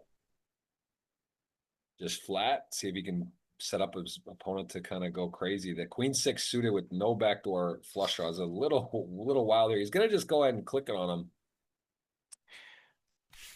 I mean, he has I don't know, man. I would call. Yeah, that seems a little bit out there, but hey, that's why these guys are at different levels. As you said, if you just have a read or you think your opponent, you unblock the pairs, there's draws. Like it's not the craziest thing to get the money going. It's obviously when you see a hand, you're like, he's got 0 equity, just call. But that's not always the best play. It turns out, I think it is better because of those times where there is nothing. Right? When they have nothing, you do keep that in. That's one of the logical things. And this is getting tight, 6.7 to 5 mil. We got to pick our third winner because this could get over at any time. I'm waiting to get that up. And again, I'll pick that X tweet out. Let me see how many are there of you guys. I think we saw a good bunch. Let's see. Again, Osmirko just with just a 3x 3-bet here with the ace king, like they're pretty deep at this point, They're almost 50 big blinds effective. I think you would see a lot of times you would see a bigger 3-bet size just in a lot of spots. But Osmirko just maybe his strategy is like the 3-bet a little more often and use a little bit of a smaller sizing. Not unreasonable. It goes check on the flop, and then Osmirko bets the turn here, gets called. Let's see what happens. I mean, if he pulls the trigger to try to win this hand, okay, well, this is not going to work. I Yeah, was he's going to got the say, if he 10. wants to go pot or bigger, this is still not an unreasonable call with the 10-8. Like, it's a pretty good bluff catcher. So I don't think this is going to get through. Yeah, he does call. And hello, we got a little shift in power. For the first time in a long time, Yeah. Osmerko is not your chip leader, and 7.8 to 4.3 almost flips the script, as we are going to get our third giveaway winner. Give you guys a last couple of minutes here to go ahead and click the thumbs up and be subscribed to be eligible for the win. Queen 4, 10-7. I got a chance, Wasserman, to get out of the trap. Maybe even book a little profit on the in-client game betting if Osmerko. But I got to say, I'm impressed with this player. He played well across the board. A few spots thought were a little quirky, but hey, he's done a lot of stuff well and generated a lot of pots, a lot of folds, and he's really put together a great game plan. Locked him up 200,000, 20 buy-ins in this field. I'm rooting for you. Because it's pretty neutral for me. But what did he do here? Did he check called with the 10-7 here? Whoa. Turned a pair. And the third giveaway is going to be Hassam Halala 8454. I'll put that in there as we have the third winner.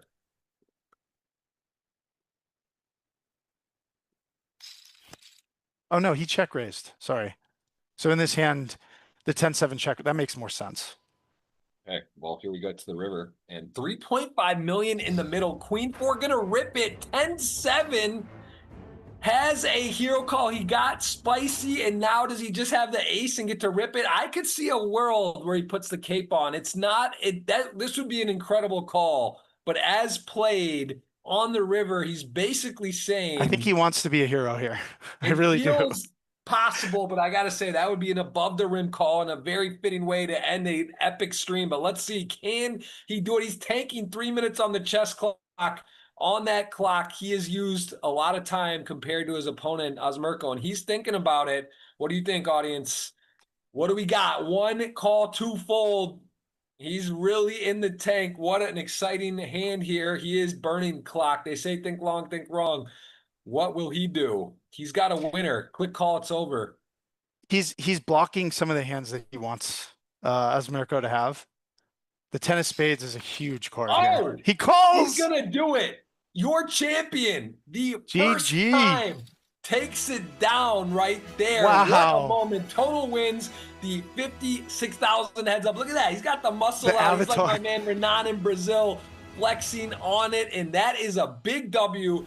K. Sherbakov is just your absolute champion. Mr. Wasserman, tell me, how did he do it? How did he come out of nowhere, it felt like, and took down Osmerko, who played so well? How did he get it done? He ducked and he weaved. You know, he let a lot of other people do like the dirty work. And then the key hand at this final table was the ace-3 of clubs.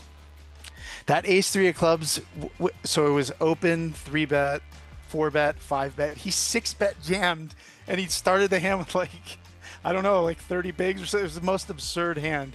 For him to have the like to recognize the spot for what it was and know his opponent and to pull the trigger, he earned it. The fact that he won this is a testament to like directly to how well he played and his ability to just go for it, you know, to be in the moment, to not be scared by the lights, and to just go for it. So he earned it and he deserved it. There's no question about it. Absolutely. Well, I'll tell you what, this audience deserves the giveaways. You guys stuck with us. We gave away the $3 $50 tickets. It's still there on X. My pinned X, Jeff Gross Poker. You guys can just hit retweet. You can guess who wins, although we already know it doesn't matter. You just got to guess. So go out there, get it out there. I'll pick a $50 cash winner, Mr. Mike Wasserman, for at least the 7th time on the show. The man, the myth, the co-founder of the Mid Stakes Mastery. We have put that link in the chat. You guys can go get checked out there as well with Brian Paris, who was on the guest last week. They're co-founders of that, so that is awesome. Next week, got very special guests. I plan to be super deep in the super main event, the 26K. I'm going to give away something on X for you guys. I don't know as well. I'm going to do some giveaway. It's just fun. It feels right. It's going to be about 8 million to first, or more. I'm starting from the beginning, day 1A tomorrow. Mike, if you're coming out, I'm buying up to half or whatever you'll let me buy. There's a 25K bonus, I believe, in store for those that cashed the main event last year or had 7 or more cashes. So best of luck to everyone. If you're playing the Bahamas, if you're sweating the Bahamas, if you're sweating out there, we enjoy having you here. Thank you so much. We'll see you next week. I hope not be there, but I will be there in spirit no matter what. And I appreciate all of you guys at home. Mike, thanks again. We'll see you next week. No problem. There, guys.